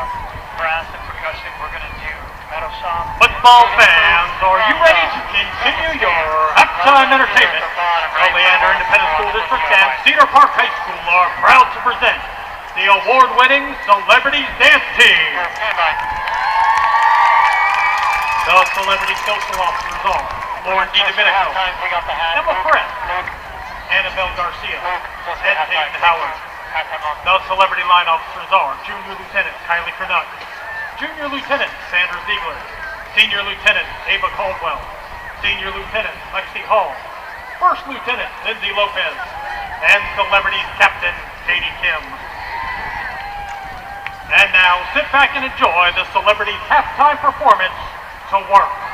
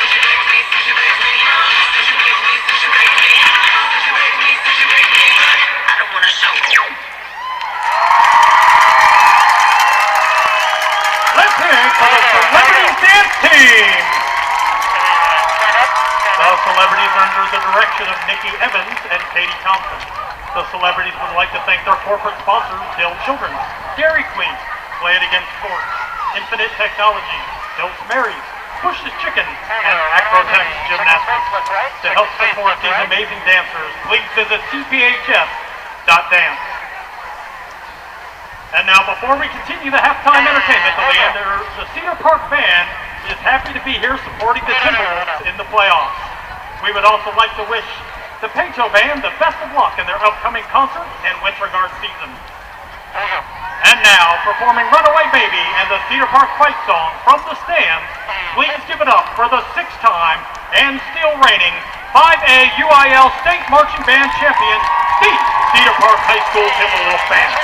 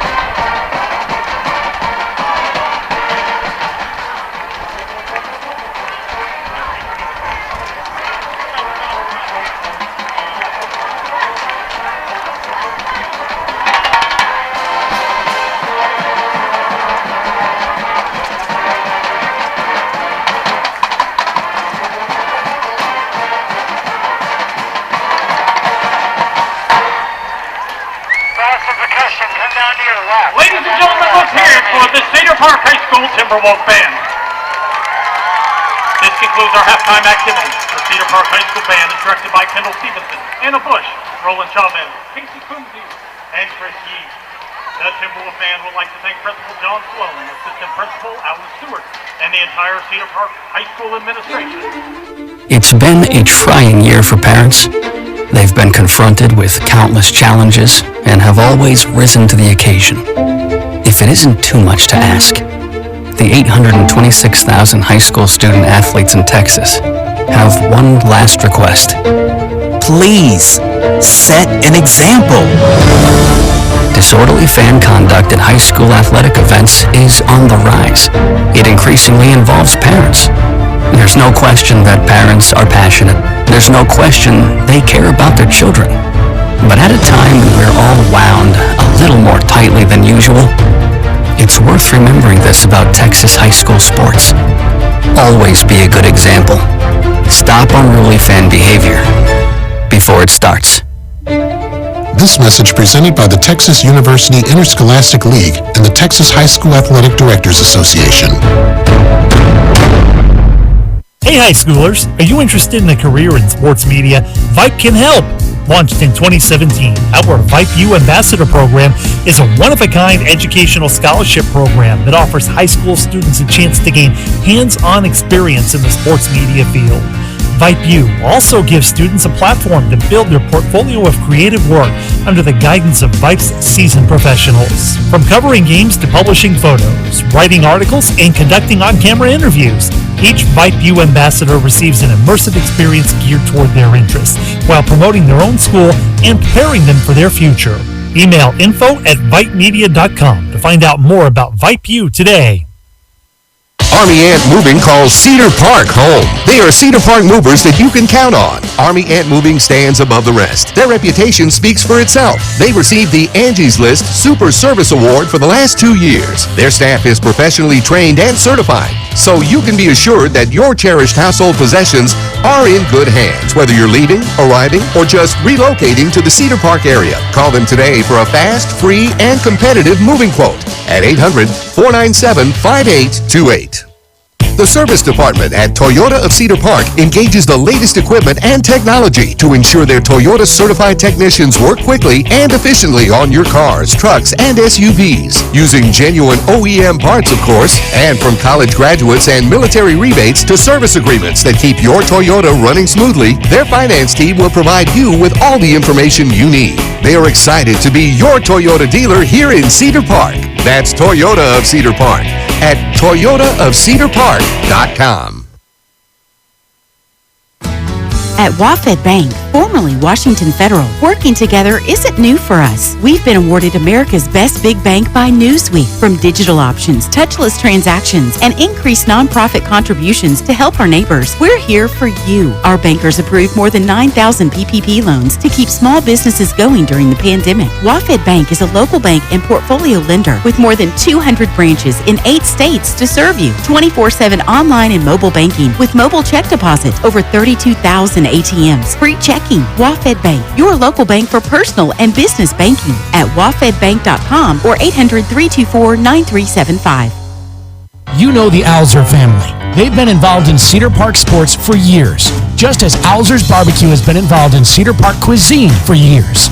It's one-of-a-kind, authentic Texas barbecue. Brisket, turkey, chicken, lamb, terrific sides and sauces. It's sheer succulence. That's Alzer's Barbecue, next to the Shell Station on 1431, just east of Lakeline. Open Friday through Sunday, every weekend.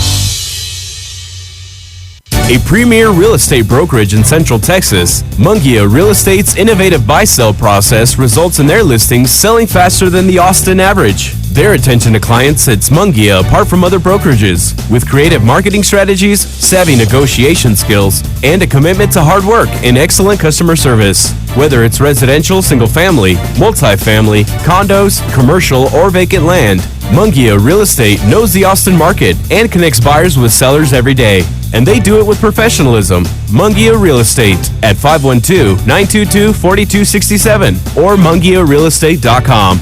That's MUNGIA. In the battle for barbecue supremacy, warriors pit prime meats, secret sauces, and recipes against one another. Yet one champion stands alone. Rudy's Country Store and Barbecue, in the modern-day vernacular, where bad means good. Rudy's Country Store and Barbecue as the worst barbecue in Texas.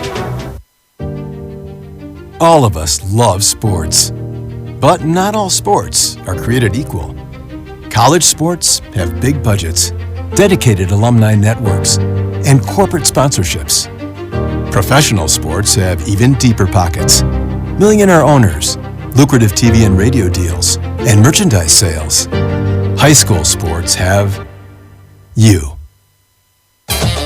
Everyone agrees high school sports give us plenty of reasons to cheer.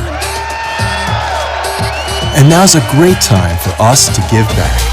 Supporting your hometown high school won't cost you much, but it will go a long way to ensuring the games we love the most are here to stay. Texas high school sports. They're good for our kids, good for our community, and best of all, they're good for you. This message presented by the Texas University Interscholastic League and the Texas High School Athletic Directors Association. Interested in Vype Campus? Vype Campus brings our popular citywide media days right to your doorstep. As a Vype Campus client, we will work with you to help you take advantage of our unique campus model to build a unique experience for your school.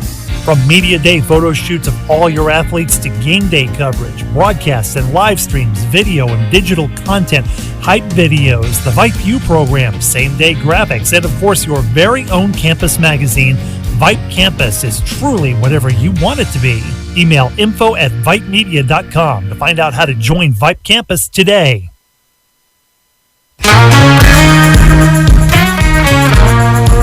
Welcome back to the Park Football Vype Live Network. Thanks for staying with us through that long commercial break. Give us a chance to eat the nice food they provide up here in the Waller Press Box. Brad Cohn here along with Cecil Kokenauer, Nathan Nunez, our QA. Cedar Park down at the half, 30-7 to third-ranked Katy Paetow. Cecil and I were just talking during the break, and you know what? We were a good enough team last year where last year's team for Cedar Park beats Katy this year. I don't think Katy's team that we've seen is good enough to have hung with our last year's team. Yeah, I totally agree with that, man. that squad last year was just tough as it gets, man. I definitely think they best this one. Now, one of the reasons we were so lamenting the fact that we gave up that easy pass to put them in field goal range and knock it through to end the half to go to 30-7 because it was 27-7 to that moment. Here's why in my list of great comebacks. Down 27-7 at halftime to Georgetown in 2017. Having lost the program's best quarterback ever on the first possession of the game, backup Ryan Fiala and the Black Rain defense engineered a 21-0 second half shutout to win 28-27. Well, we're going to need a 24-0 second half shutout to win this game. Timberwolves now taking the field again. We're at about 11 seconds on the ticking clock before the second half. Don't forget, Timberwolf Night in America, Wednesday night next week. That's right, Wednesday night, December 1st, when Josh and I will host the Film Girls live from Santa Catarina Mexican Restaurant on Cypress Creek Road, 7:30 to 9. And that show will air whether we win or lose today. If we win, next week's guests are as yet undetermined. Might find some baseball players, since we'll be broadcasting their season this coming spring as well. And Cecil, and extend an invitation to you. You're a baseball coach, a couple of baseball players' sons. You got to come join me for a baseball broadcast or two of Cedar Park in the spring. Chances are they've got like a top 10 kind of team. Yeah, no doubt. I'll go to that for sure. I'd love to see that. Yeah, I think you'd enjoy it. I won't make you work.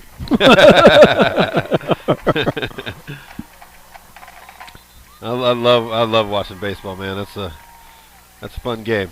Halftime scores are important because nothing much changes. Since 2005, Cedar Park is 157-8 when leading at halftime, 164-5 when leading going to the fourth, but when trailing at halftime, as we do now, only 14-33, and when trailing going into the fourth quarter, just 7-37. That's why it's important. Cedar Park games are usually won or lost in the first half. Here's the kickoff. Hard with the wind, bounces once and goes into the end zone. Chapa, no chance for a return on that one.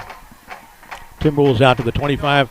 That's where they'll start for the second half. Now, if Cedar Park can get that offense going right here, get a touchdown drive up, and maybe halfway through the third quarter make this a 30-14 game, they could be making things interesting. Yeah, I was talking to Josh in between, and man, I think I agree with him. See more shots downfield and get to the outside, let Pell run a little bit. And a better running game like this one from Kevin Adams for 13 yards out to about the 37-yard line. 38, give him 13 in the first. Yeah, that was well blocked and well ran. Kevin really did the dang thing there. Very patient run, and when he got a chance, just got north and south. We ought to line up in the under center eye just to confuse him one time. There's Adams again going left side, puts his shoulder down. Only going to get a yard this time to the 39. You know, you got to throw to run and run to throw. So, you know, when you only got in the first half, what did we have? 17 yards rushing on 7 carries. You know, it just makes everything hard. Adams in motion now is the inner slot on the right side. Nobody in the backfield. Pell to throw. Under pressure, rolling right. Looking, finding somebody, dumps one out of bounds on the right sideline. It'll be third down. Yeah, that was big pressure on Pell there. And, you know, just seeing his maturation and you know, he's feeling that pressure now and getting out of the pocket. It's pretty impressive the way he's grown. 3rd and 9 from the 39. We need to keep this drive going. 2 receivers right, 1 left. Nichols now in motion, makes them the 3rd receiver right. Looking that side, throws, complete to Nichols, and that's the first down. Across midfield and down to their 48-yard line. That's going to make the 49 a 12-yard gain. That was a nice throw and catch. He was just able to leak out there on the flat and get open, find a little soft spot. Excellent recognition by Pell. Back to the line, trips left this time. Play action fake to Adams. Rolling right, he's just going to have to throw it out of bounds to avoid a sack. Incomplete, second down. Those Paetow defenders coming in hard, fast on the left side of that line, getting good pressure on Pell. He just had to get rid of that ball. There was nothing he could do. I'm a little surprised there's no flag. He was not outside the tackle box and threw it out of bounds right side. There's nobody there. Over there. Nobody there. It made it 10 yards. Marshall's going to be the slot on the right side. Gruyon split the only receiver to the left side. Now Marshall back in motion to the left side. Pell back to throw. Throws. Intercepted at the 30. Heading up the right sideline. This could be the nail in the coffin, but they trip him up at the 31. Yeah, that's Pell who tripped him up at that yard. He made the mistake, but made up for it by getting the touchdown there. And again, I think that was one of those miscommunication routes. Yeah. Wide receiver was not in the spot where Pell threw the ball. And where the wide receiver was 7 or 8 yards behind that guy wide open for a touchdown. Right. I was getting ready to get excited for a touchdown call, and I see the ball dropping way short for the pick, which was almost a touchdown for them. So on come the Paetow Panther offense. Short field, 31-yard line of Cedar Park. Right hash. Man in motion right to left. Out of the I formation, they give it to the running back again. Big hole left side. Cuts up. Quickly it closes, but not before he gets 10 yards in the first down. The 21. Brown again. Way too many tackles by safeties on Brown. That was another dump truck size hole. 10-13 and ticking in the third. Cedar Park looked to be moving it there for a second. Twins to the right out of the I formation. Rolling right is the quarterback Dumas. Hits a man at the 15 and he's dragged down immediately. Make it the 16, a 5-yard gain. Yeah, George Wheeler with a nice stick on that. Holding him to a 5-yard gain. It's going to be 2nd and 5. Blue, the receiver. He's their second receiver as far as yardage goes on the season. 9:30 and ticking. 2nd and 5 from our 16 right hash. I formation. Split receivers not split very far. Right up the middle by Brown again. And again, contact at the line, and he still turns it into a 4-yard gain just short of the first, 3rd and 1.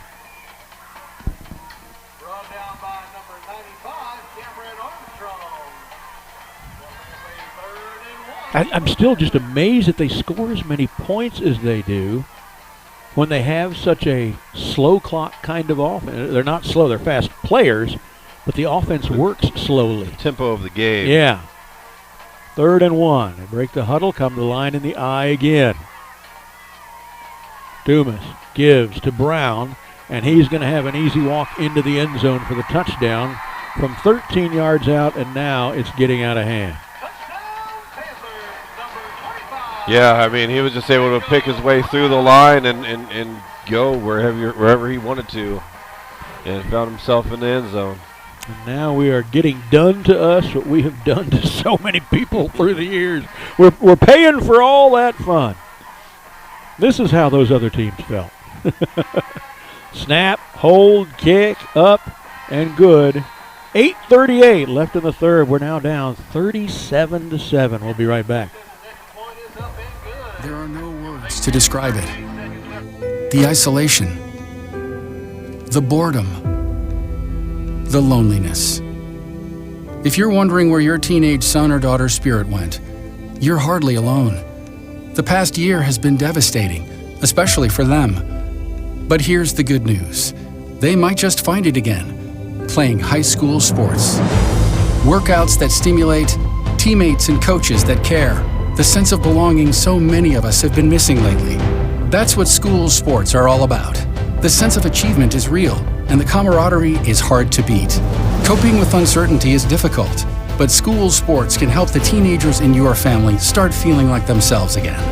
Encourage them to give it a try. High school sports, it's so much more than a game. This message presented by the Texas University Interscholastic League and the Texas High School Athletic Directors. That almost worked. Here's the kickoff. Down into the end zone again. Cedar Park comes out the 25. If we'd known the kick was going to go through the end zone, could have finished that conversion. I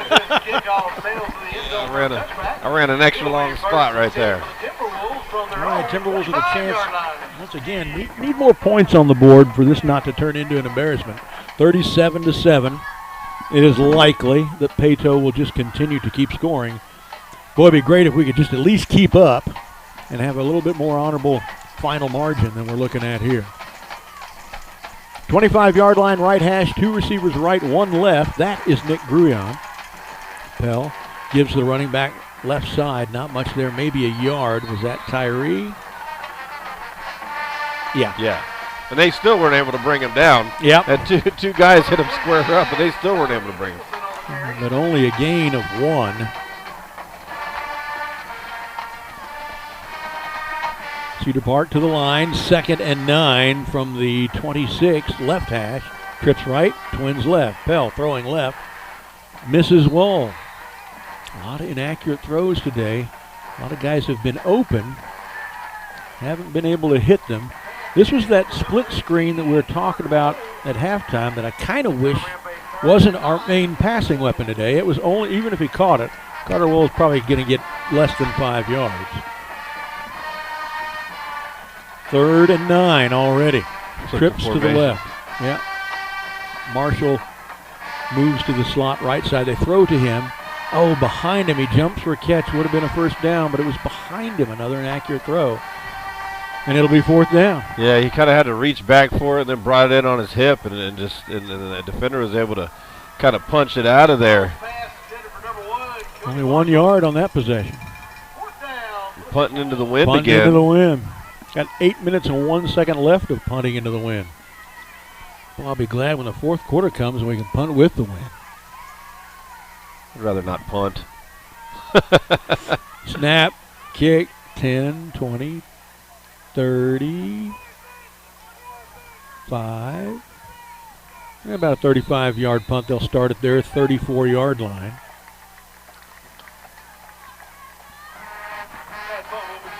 Interestingly enough, Cedar Park has only punted twice. You got turnovers and over on downs and a touchdown that mount to the ends of the other possessions. You know, to that moment, here's how weird this game is. They've punted in this game more times than we have, and we're losing 37-7. That's insane. I know. Something's going wrong there. Paetow back on offense, back to throw as Dumas looking long, flushed from the pocket, chased by several people, and he's going to run for maybe 2 yards to the 41. McAnally, Reed Vines, the guys who chased him out. Yeah, Big Murr with that first pressure, though, really getting him to get out of the pocket, and then his buddies coming and helping him chase down. 2nd and 8 from their 41, right hash. Still with the wind at their back here. 7:37 to go in the third. Cedar Park trailing 37-7, needs a high school football miracle. 3 to the right, 1 to the left. Spread formation. One man in the backfield with C.J. Dumas is Brown. They give it to him running right side, and he gets past everybody, heads down the sideline. Let's see if Reed Vines can catch him. It's not Vines, and he can't catch him anyway. Oh man, that's unbelievable right there. There was 8 yards. But right in front of the referee on our sideline, Michael Putney gets held, and that's the corner that broke the. That's where it broke. That sprung the run. That's what kept it from being a 3-yard gain. We're not getting great refereeing today, but we're also being outperformed even without that. Snap, hold, kick, up, good. 7:23 left in the third. New score 44-7. We'll be right back. Park Home, for movers that residents and businesses can rely on. For outstanding moving expertise and trustworthy estimates, Army Ant Moving stands above the rest. Their reputation speaks for itself. They've received the Angie's List Superior Service Award for the last 2 years. Their movers are highly trained and experienced. So whether you need to move your household to a new home across town or an entire corporate office to a new location, your valuables are in knowledgeable and reliable hands with Army Ant Moving Company. Check them out at armyantmoving.com. Welcome back to Cedar Park Football on the Vype Live Network. Cecil Kokenauer, Brad Cohn, Nathan Nunez. 44-7, Paetow leads with 7:23 left in the third quarter. Panthers have scored 2 touchdowns in every quarter, and they had a field goal for good measure at the end of the second. Cedar Park to receive the kickoff. I don't like saying that this often. With the wind again. Goes down, Chapa at the 4, near the numbers on the right side, and he stutter steps, and they kill him. Gets out to the 16, 12-yard return. Can't stutter step. While you're stuttering back and forth, every one of those 3 or 4 or 5 stutter steps you do, they're taking 3 or 4 or 5 steps, getting closer to you. A stutter step is giving up and losing. Don't ever stutter step if you're a football player out there wanting to be a football player. Attack, attack, attack. Go straight ahead or make your turn. Don't stand there and dance on your feet. Never works. 7:14, Cedar Park. Their own 16, right hash. Twins to the left, single to the right. Adams goes in motion. Now there's twins to the right. Back to throw is Pell looking across the middle. Hits a man. He's going to go for a while. The 40, the 45. It's Cody Marshall. And he throws him down out of bounds. Marshall gets up okay, but it was a WWF move and a stupid play by that defensive guy. He's going to add 15 to an already big gain that was 10, 20, 36 yards. That was really weird, Brad. I think they didn't think that he caught the ball or something. You see everybody just kind of slow down there, and then he was able to hit the Jets and get upfield? I didn't either. I thought he hadn't caught the ball the way the action was looking. 13th first down. The unsportsmanlike penalty, or the personal foul penalty, rather, will push them even farther downfield. Only the second penalty on them. That's unbelievable. Yeah, it's been a pretty clean game. Well, it's been called as if it was a clean game. We'll say that. Yeah. Cedar Park gets it 1st and 10 at their 33. That was a great throw, by the way. We're so enamored by everything else going on there. Pell really hit that one on the money. Gives it to Adams. Adams stutter steps. He's going to end up losing yards. Oh, my God, he's going to run backwards and go out of bounds, too. What is going on? Well, he could have only lost 2, but he loses 4 because he runs 5 because he goes backwards and out of bounds 3 yards.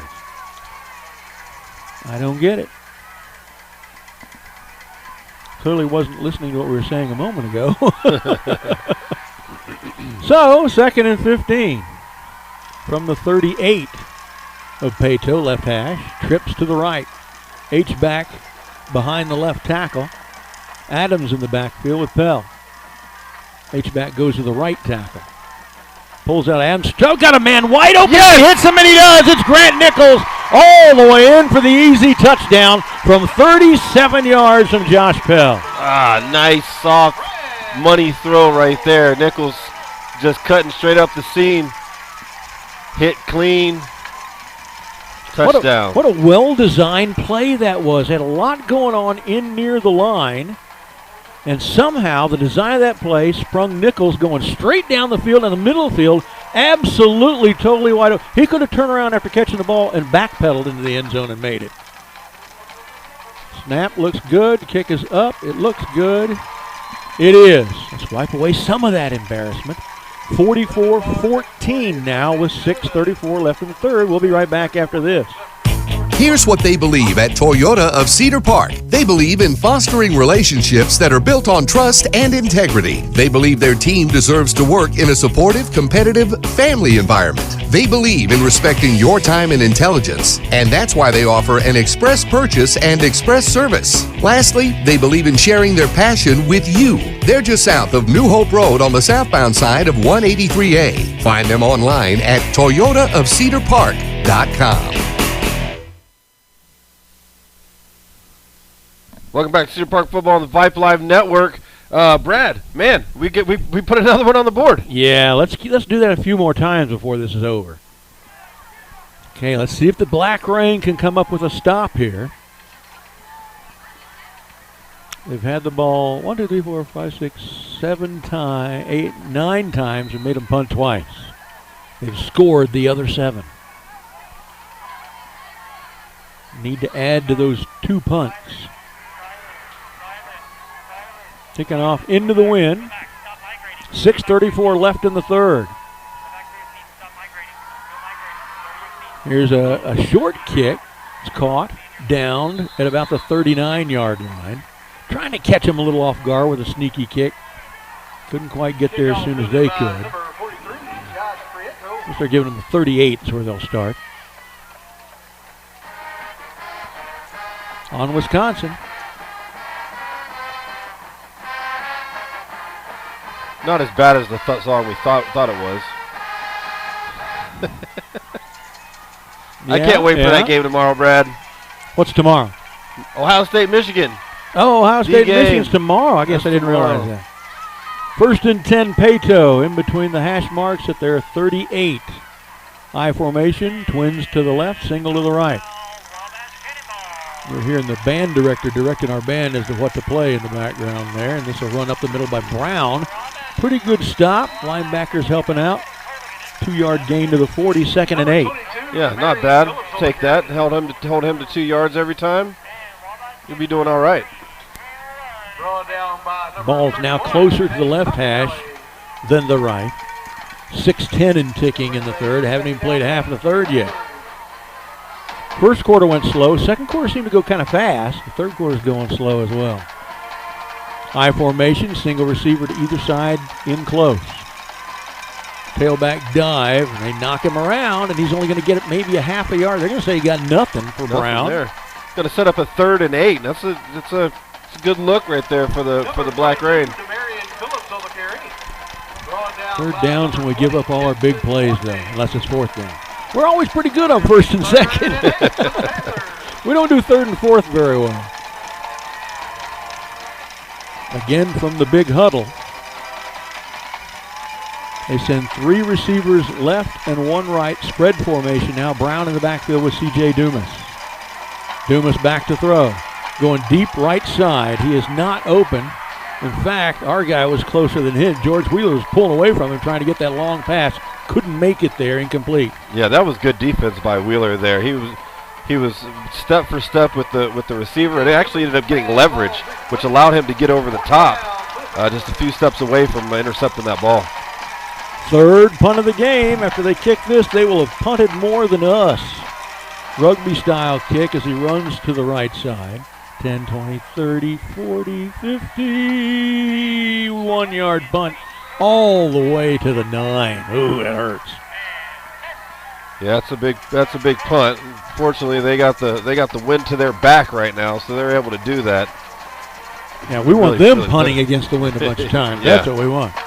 Their 3 punts getting better all the time. The first one 35, the second one 43, that one 51, so they're averaging 43 on the game. Our punts, 3 of them averaging 38.5, which is not bad, or 2 of them averaging 38.5. Cedar Park offense. Something to prove. They've moved it well, 274 yards, but only 23 of it on the ground. That really hurts. Twins to the short side, that's the left. They're at their own 9, left hash. Single receiver right. Now Marshall goes in motion to the right, so they got 2 over there. Snap, Pell throws, split end screen. He can't catch it. It was going to be a 90-yard touchdown. Oh, man. Hits him in the hands, and he saw all the green in front of him, and it goes through. Incomplete, second down. He had nothing but green in front of him. That was a split end screen that worked. They only had 1 guy out there, and Marshall had blocked him out. There was nobody to get him, unless somebody from the middle of the defense could have caught him at 90 yards. Back to throw. Throws slant, picked off at the 15, and he's going to run it into the end zone for a touchdown. Third pick of the game by Paetow's defense. Doing it all over the field, down near our goal line, back in their end zone, and at midfield. 15-yard scoring return. You know, it's like they're just trying to make something happen there. There was big pressure. You know, it looks like they're trying to get rid of the ball and make something happen, maybe force it a little too much. On for the point now, Paetow. Snap, hold, kick, up, good. 4:33 left in the third. Scores now 51-14. 51-14. We'll be back. Hey, high schoolers, are you interested in a career in sports media? Vype can help. Launched in 2017, our Vype U Ambassador Program is a one-of-a-kind educational scholarship program that offers high school students a chance to gain hands-on experience in the sports media field.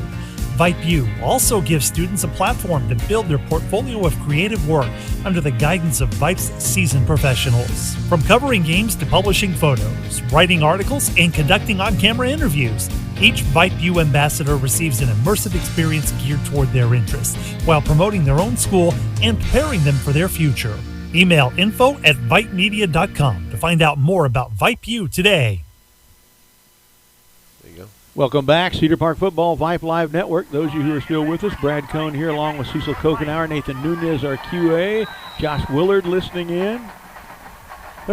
Kudos to you for staying with us, Josh. 51-14, 4:33 left in the third. Kickoff goes down to the 2. Looks like Chapa hit at the 15, driven back. Maybe they'll give him the 15. They're not going to. They put him back where they threw him back to, about the 11 or 12. Not where he lost forward progress? Wow. Okay. Not seeing really good refereeing here. And for that reason, I should read the referee's names. We're not going to do that. So it's an 11-yard line. Choppa on that one. Got it. There's only an 8-yard return on that one. His least impressive of the day. Spread formation, twins to either side. Play action fake. There's a slant complete to Gruyan. Man, the last guy got him at the 20. It was an 8-yard gain, or even the 21, and it could have been a touchdown. Had 2 could have been a touchdowns in the last 3 throws. But I mean, that's a good thing, man. There's still a chance. I mean, we still got opportunities. 15th first down game. Back to throw is Pell. Up the sideline, and that one's picked as well at the 40-yard line. Interception by number 16, Contrell Wells. I think that's the same guy who just ran it in for a touchdown a moment ago. 4 picks on the game. 3 of them in the second half, and we're still in the third quarter. We've barely played 8 minutes of the third quarter and have had 3 interceptions. Panthers offense on the field, 40 yards out, left hash. High formation. 1 receiver to each side. Pitch, tailback, right side. Hands on him, and he still gets 5 yards after we got our hands on him. 2nd and 5 at the 35. Yeah, Reed Vines did a good job there, wrapping him up and ripping at the ball. Trying to create a turnover, trying to make something happen. At the 35 right hash now, Jacob Brown now 19 for 154 and 8.1 average and 3 touchdowns. I'm good. It's glad that Demarion Phillips didn't play but the first few minutes of the game. He would have had 1,000 yards rushing in the game at his rate. There's a complete pass over the middle to about the 20-yard line, 15 yards and a first down.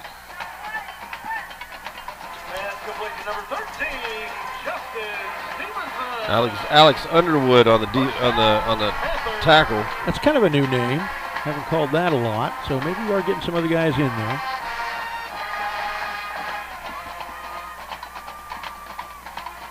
Make a note of that. 51-14, and we're getting the second guys in there, so whatever happens after this doesn't count. To the line, 1st and 10, the 22 receivers left, 1 right, I formation gives to the running back right through the middle. He gets 8 yards to the 12, all of it after contact.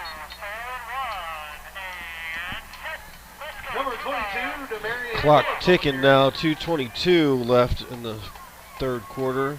Guess what? That was Demarion Phillips on that carry. He's back.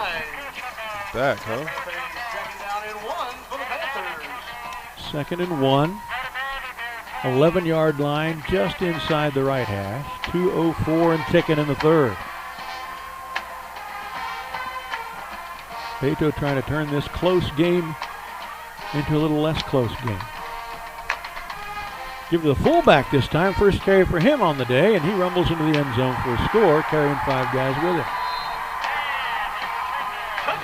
This one from 11 yards out. Excuse me, from 15 yards out.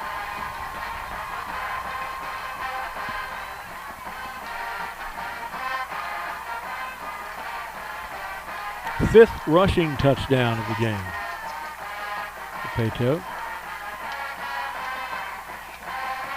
Boy, I'm getting tired of on Wisconsin. Extra point is up, and it's good. New score with 1:43 left in the third. 58-14 Panthers. Will be back in a minute. A premier real estate brokerage in Central Texas, Mungia Real Estate's innovative buy-sell process results in their listings selling faster than the Austin average. Their attention to clients sets Mungia apart from other brokerages with creative marketing strategies, savvy negotiation skills, and a commitment to hard work and excellent customer service. Whether it's residential, single-family, multifamily, condos, commercial, or vacant land, Mungia Real Estate knows the Austin market and connects buyers with sellers every day. And they do it with professionalism. Mungia Real Estate at 512-922-4267 or mungiarealestate.com. That's MUNGIA. Welcome back to Cedar Park Football on the Vype Live Network. Cecil Kokenauer, Brad Cohn, Nathan Nunez. Minute 43 left in the third quarter, and Katy Paetow has scored on 4 of their last 5 possessions in the third quarter. And they just now, with that touchdown run, because you credit a first down for a touchdown, beating us in first downs. That's amazing. Into the end zone with a kick out of the 25 for Cedar Park. We were down 58-14, and when it was 51-14, we had the same number of first downs they did. Outstanding. It's amazing to think about. Timberwolves on offense. Let's see if everybody comes out. There's Adams, Joseph Edwards. I hadn't seen him play in a little while. Looks like Pell's still the quarterback. Gruyan's out, split to the left. So yeah, they haven't started emptying the bench or anything yet, unless they've made some changes in the line.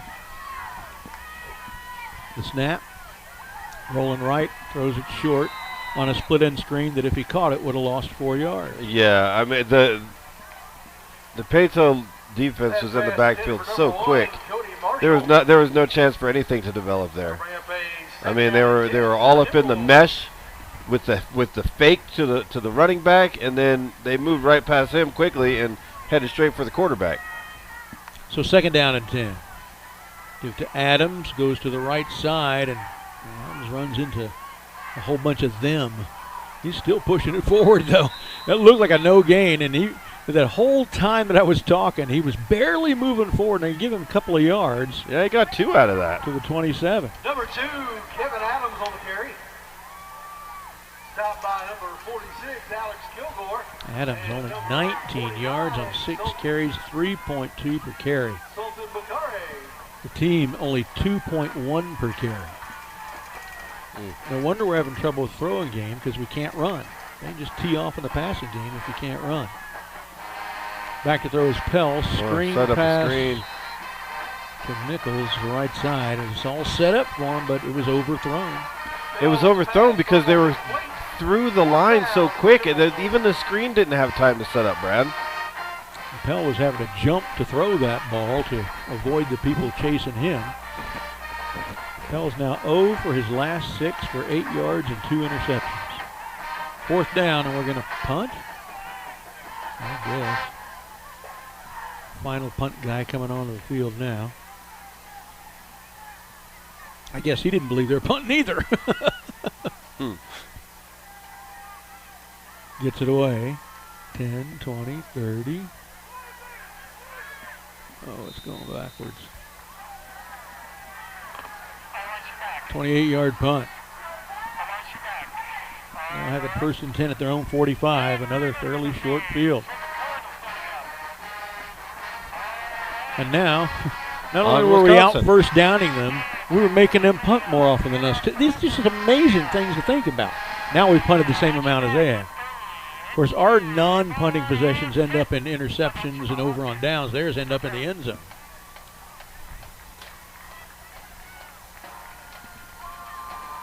What are they doing now? Was there a penalty? Oh, there was a penalty on Cedar Park. I didn't see what it was. They got to make him re-kick?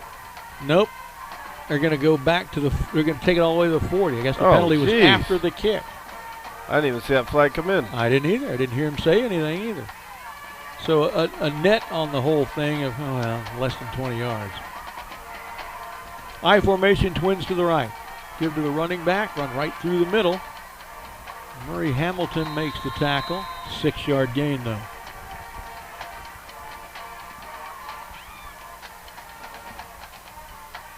Yeah, Murray's able to give him a big bear hug and ride him down, so he didn't gain any further, but he was still able to pick up 6.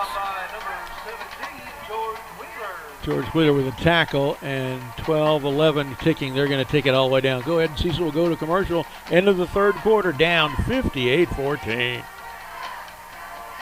Here's what they believe at Toyota of Cedar Park. They believe in fostering relationships that are built on trust and integrity. They believe their team deserves to work in a supportive, competitive, family environment. They believe in respecting your time and intelligence, and that's why they offer an express purchase and express service. Lastly, they believe in sharing their passion with you. They're just south of New Hope Road on the southbound side of 183A. Find them online at toyotaofcedarpark.com.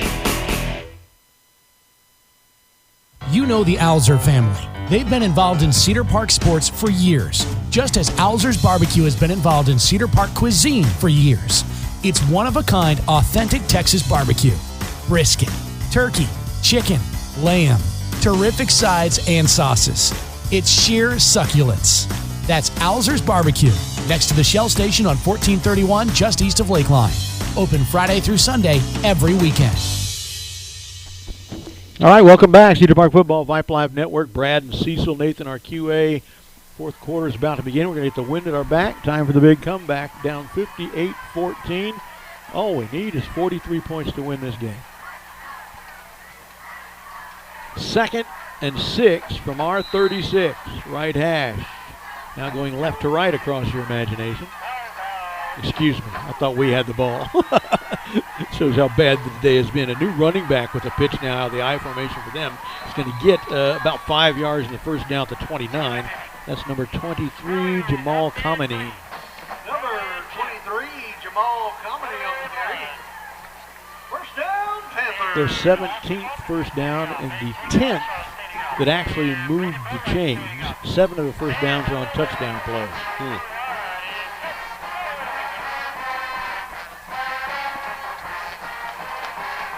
Interesting name, Kamani. C-O-M-M-I-N-I-N-E.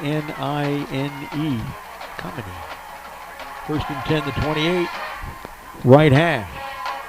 I formation with no fullback. Long snap, turns, gives to the tailback, left side, runs into a lot of people. Actually going to lose a couple of yards. Big Merv. Big Merv was the first man to him. Several other guys got to him too. Lost back to the 30 on the play. Number 23, Jamal Kamani on the First carry. carry by Kamani, got 5, which means the last one lost 7. Second down and 12 for the Panthers.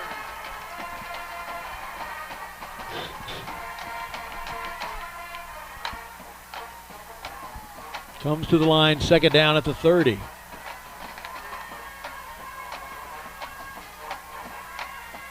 Gives to the running back in the line again.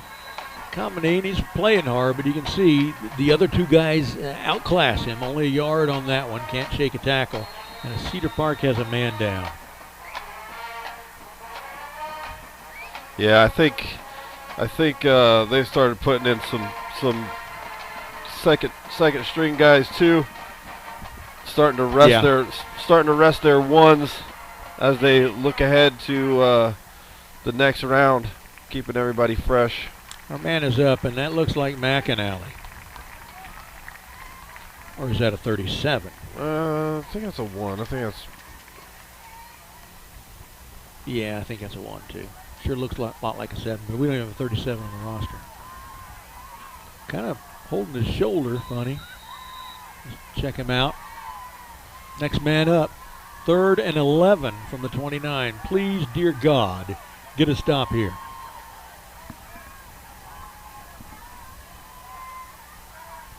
Twins to the left, nobody to the right. Fully staffed I formation. Oh, He fumble. fumbles the ball, but I think the quarterback jumped back on it. Be a loss of 2 to the 31.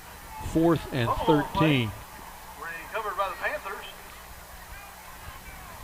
Number 32, Charlie Glenn, was right there. Just wasn't able to get a paw on it quick enough. Well, here is a first in this game. 2 plays in a row by Paetow that lost yardage. They're going to try and into the win kick from a field 49. We need a guy back there who can run this one back. Right. Well, a touchback and bring out the 25 there. Gets That's it not away. gonna make not it. Nearly, barely makes it to the goal line and into the end zone. And is off to the left by 15 yards as well.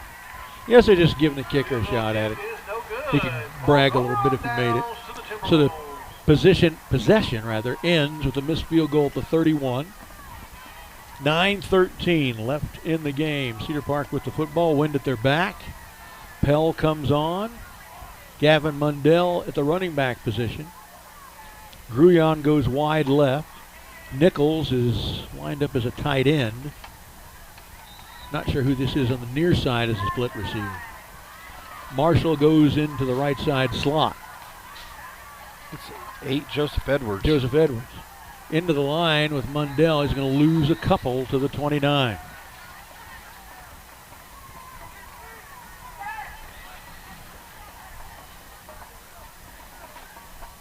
Number 22. Under 9 minutes now, clock at 8:54. Something tells me that the stop at Buc-ee's isn't going to be as joyous as the one Josh and I had a week ago today. Right. Give to the running back. Oh! Man, he hits a guy hard, but he still only gets a yard out of the deal. That was Mundell again to the 30, 3rd and 11. Yeah, I just like he's still running hard and getting his pad level low and taking the hit to the defender. 3rd and 11 for the Timberwolves. Right in between the hash marks in the middle field at the 30, 3rd and 11. 8:20 and ticking. Yeah, we need that 42-point play. In the slot right side is Marshall. Gruyon outside of him. No, that's Edwards outside of him.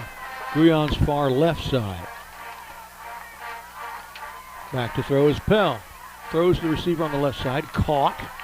Struggling a little bit. He's going to gain, they're going to give him a 36 for 6 yards. It'll be 4th down. I think that was Edwards, wasn't it? No, that wasn't Edwards. Complete to number 5. 5 That is was Gruyon. Gruyon. Caught by number 21, Jacob Walker. 4th down. Well, I hate for our seniors to go out this way. Hate to see it.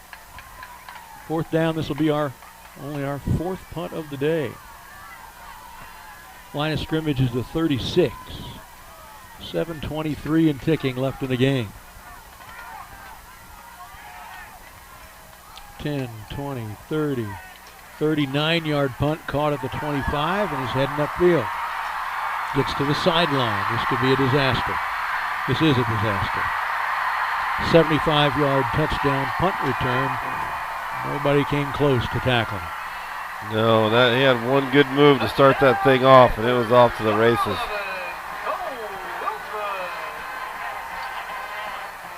74 yards on the punt return for a touchdown. Well, we've given up touchdowns on passes, on runs, on interceptions, and on punts. That may be a school record. Not the kind you want to set. On for the extra point, and can we just forfeit the last 6:56 of this game?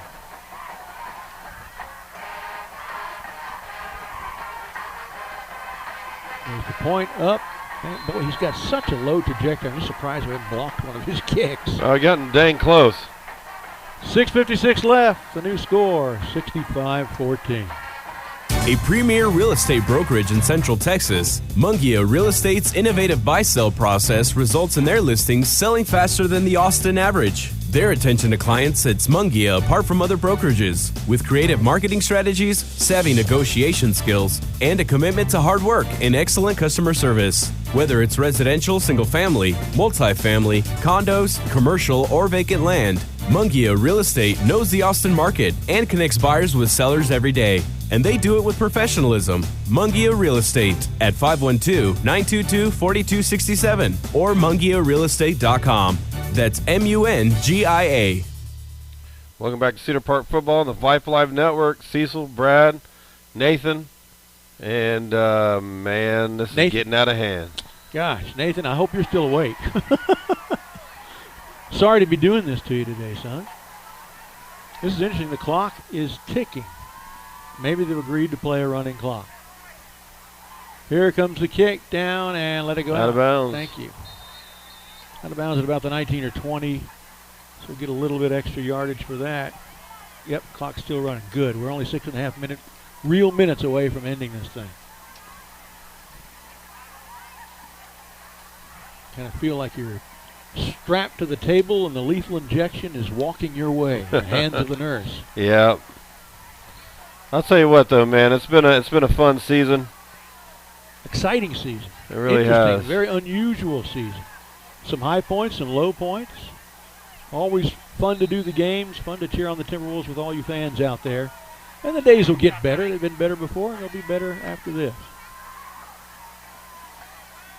Quarterback gives to the running back, which I believe is Mundell. Pell is still quarterbacking. You know, we don't have a junior-level quarterback with any varsity experience. Aiden Arp led the JV to a great record this year, played well. Suited up for this game. We saw him warming up. He looked okay, but not getting any playing time here. We'll, next year, enter a varsity season with no quarterbacks who've ever taken a varsity snap. It's interesting. It's, it's just the ebb and flow of stuff. We've had an embarrassment of riches here at the Cedar Park program. True. And at some point it's got to come full circle. Gain of 1 by Mundell. 2nd and 9 from the 31. This time to give to Marshall. That play coming across the backfield, I'm telling you, never works. We're going to pull that one out. Rip that page out of the playbook. Loss of 4 on that one. Make it 3.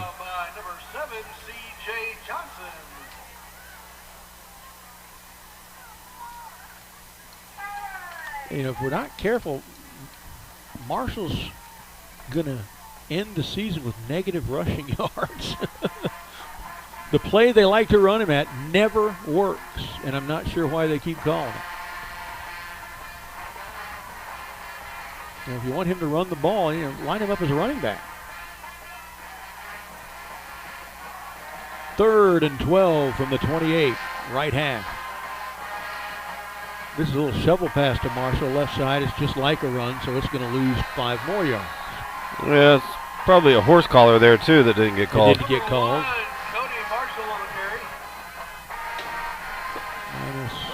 He had a handful of the back of the jersey. Oh, my gosh, -7 on that one.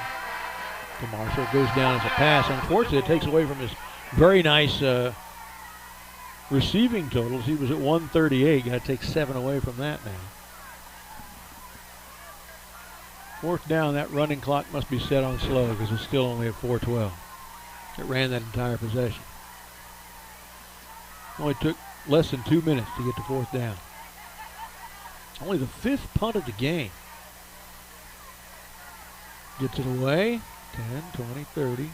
4 yards and a fair catch at the 45. Probably 5 punts is all we'll do today. Average pretty good, 35.6, but man, gave up a big touchdown return on the last possession. They've got a lot of touchdowns that their offense didn't even score in this 65-14 game. Mm-hmm. Wow, we may be getting close. I don't recall exactly. We may be getting close to a record number of points ever surrendered in one game. We may already be past it for Cedar Park. 1st and 10 at the 45, right hash. Pitch to the tailback. They stop him in the backfield. Tackle for a loss of about 2, maybe 3 yards to the 42. Bunch of guys got him, about 5 different guys. So I got to think Paetow's got their other linesman in because there's no blocking on that play whatsoever. No. They say Brendan Payne had the stop on that one. I see Vines still in there. I see Wheeler still in there. Becker's still in there. Luke Kuharski's still in there. So most of our defenders are still the first guys. A lot of their offense is not. The quarterback is. He gives the running back right into the line. Big Burr stood him right up. Gain of about 18 inches. Why are they not? Why did they give him 3 yards, Cecil? They stood him up and pushed him back. That's forward. Why are they not blowing the whistle then? And that's no gain. I don't know. I had the same question on a play that Gruyon had a few plays ago where his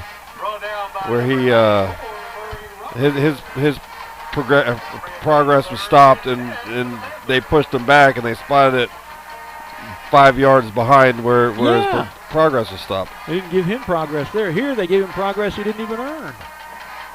All right, well, 3rd and 10. Let's see how else they can help him out. Back to throw, play action fake. New left-handed quarterback. I didn't get his number. It's complete. It's Fumble! Ooh, it was enough That's for the us. first down. Do we got get that. it before it goes out of bounds? Yep. Yes, we do. 12-yard completion. A fumble. It goes another 6 or 7, and Cedar Park covers it. We'll take it. So the left-handed quarterback, whoever that was, does get a 12-yard completion. But they do have their first turnover of the day. They had not their first fumble. We didn't get one earlier that they had dropped. Cedar Park, they could go over 300 yards offense in this game if they get 18 right here in this last 2:10 and the clock stopped. Well, why is that? Then why was it running earlier? Hell, action fake. Edwards gets the split-end screen that never works, and so there's no gain on the play. I think change of possession, they stopped the clock. Even on the running clock. Even on the running clock. It's a completion for 0 to Edwards. His first catch in a while. He has been hurt. We hadn't seen him earlier in this game, though. He'd had a good season going. Marshall the slot on the left side, Edwards to the right, Gruyon to the left. Pell, high snap, gathers it, gives it to Mundell. Is going to lose 2 yards to the 35. I tell you what, I'm pretty certain that his defensive linemen are lining up in the neutral zone every single time. They announced Nicholson on the carry, but it was clearly number 22. It was not Tyree. That'll bring up a 3rd and 11 for the Timberwolves. From their 35 now with 110 and ticking. 3rd and 11, man, we still need, now we need 20 yards to reach 300. You have 20-yard completion for a first down. In this game with 300 yards of offense at least. Twins to the left, 1 to the right, make it 2 to the right. And he gives to the running back. Right up the middle for about 3 to the 38. Who was that one? Number 29. That one was Tyree. Tyree. Brought down by number 45, Matthew. 4th down. Going to go for it because there's only 35 seconds left. Well, let's take the shot clock down. It's 22 seconds. You can still give them the ball. Oh, it's a quick kick. Why do you do that? Just send one. 35, 40-yard punt out of bounds at the 22 with 18 seconds left. So, unfortunately, Josh Pell's last action as a high school football player, probably as a football player, 40-yard punt in a losing effort.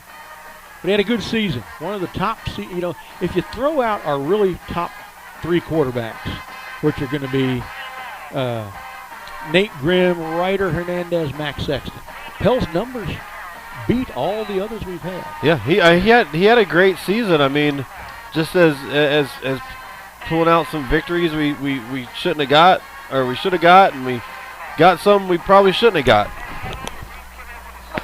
You know? Yeah. Overall, man, I think it was a very successful season. I can't, I can't hang my head on anything that this Cedar Park team has done. There's been some really exciting moments. I mean, playing the tough schedule we do at the beginning of each season and going out there and fighting those teams and holding our own. It's nothing to hang your head at. And I'm looking forward to next season already. They were undermanned from the start. We lost a record number of seniors from last year's team. Not a lot of experience coming back. Remember, we talked about how there was no single listed player at the receiver position going into that first game against Vandy who had ever caught a varsity pass. Right. Josh Pell had only played sparingly with Hernandez. He was something like 10 for 14 on his career for 47 yards or something. So virtually no quarterbacking experience either. And, they took a team to 5-5. They were in the hunt for the district title until there were 3 minutes left in Game 9. Right. And then they won 2 playoff games, both of them considered upsets. This latest one considered a pretty good upset, 45-21 right here a week ago against Angleton. Paetow was as good as advertised. They looked just like us, like we had looked for a decade. Yep. They just wearing a different kind of uniform. They did all the same things well that we always did well all of those years, and so we got a taste of what we had been doing to people for a tenth of a century. Absolutely. And really, there's not a whole lot of teams that get to do that for that long. Yeah. Final numbers, we'll go through them once. Paetow 17 first downs to 15. They finally passed us there. We carried the ball 18 times for 23 yards. 1.28 yards. They carry Paetow 37 for 312 and 5 touchdowns. 8.43 yards a carry through the air. Pell 20 of 42, 4 picks. 260 yards, 6.19 yards per attempt. Paetow 12 of 16 for 160. 75 completion percentage, 10 yards per attempt. Total offense 472 to 283. Not going to give you their numbers. They're boring. You don't want to know them. You don't want to know a lot of ours, but it's the last game. Adams ends his career. Bad day. 6 for 19, 3.2. Pell, 1. It went for 21 yards. It was an important carry. Kept a touchdown drive going. Tyree Nicholson, 3 for 8. Gavin Mundell, 4 for -2. Cody Marshall, 2 for -8. Pell threw 2 touchdown strikes. 7 and 37 yards to Nick Gruyon and Grant Nichols. That last one was really nice. Oh, the one to Gruyon was nice in that left corner of the end zone, too. Nick ends his career going 6 catches, 32 yards, and a touchdown of 5.3 average. Molinaro, 1 for 10 yards. 1 for 18 yards. Edwards, 1 for 0 yards. Didn't gain or lose anything on it. Cody Marshall, 7 for 131. Carter Wohl 1 for 3. Grant Nichols 4 for 76, including that 37-yard touchdown run. So, some decent numbers yardage-wise, but we did not close the deal on too many possessions. Threw 4 picks, and the defense couldn't stop anybody. Yeah. That's not the recipe. That's not the recipe for a victory. Well, any last words before we get out of here? Man, it's been fun, Brad. Kind of stinks that it's ending right now, but that's how it goes. I love this Cedar Park squad. I love broadcasting and following them over this whole decade that we've been doing it, and I really look forward to next season. Good. I'm glad you said that because that was my next question. Getting your commitment for next season. Yeah, I'm there, baby. And Josh, let me know if you're still listening, if you got a commitment for next season as well. All right, so the Cedar Park Timberwolves fall in the third round of the state playoffs, ending their season with a, I have to say it again, 65-14. Lost to Katy Paetow. It is only the 77th, here's how we're spoiled too, Cecil. Only the 77th loss in all of Cedar Park football's 23-year history. That's insane. An average of only 3 losses per season. The Timberwolves end up 7-6, avoid the losing season that we were worried about. Paetow moves on to the Region 3 Finals, now 12-1, to face a team with which they tied for the District 10 title, either Manvel, whom they beat, or Fort Bend Hightower, to whom they lost by just 5 points. Next up for the Timberwolves, a long and contemplative off-season. You don't get to use that word very often in football broadcasting. It wasn't the ending we wanted or anticipated, but that's life on earth. We can learn to excel from both success and failure, and we've been very fortunate not to have to experience much failure in this last decade or so of extreme success, but all of that glory is now definitely in the past. There's a whole lot of work to do, as Cecil said, before we crank it up again next fall, and I just have a feeling that the bad taste of this 2021 season for these players will light their inner fire to climb back towards the excellence we've experienced so many times before. This live broadcast of Cedar Park Timberwolves football on the Vype Live Network brought to you by Toyota of Cedar Park, H-E-B, Rudy's Barbecue, Mungia Real Estate, Alzer's Barbecue, our touchdown sponsor, TJ Lewis Real Estate, that we forgot to mention twice today. 2 touchdowns that we didn't mention TJ Lewis Real Estate. I apologize for that, folks. This is kind of a new thing we're doing for the first time this year. It's not ever in our routine in managing and calling the game. We apologize for that. Alzer's Barbecue, Army Ant Moving, Wofford Bank, and Santa Catarina Mexican Restaurant. Remember the final Timberwolf Night in America, Wednesday night. Josh and I will recap the season and have the Film Girls on as our guests, 7:30 p.m. Central Time, right here on the Vype Live Network, live from Santa Catarina. For Vype Live, Media Director of Operations,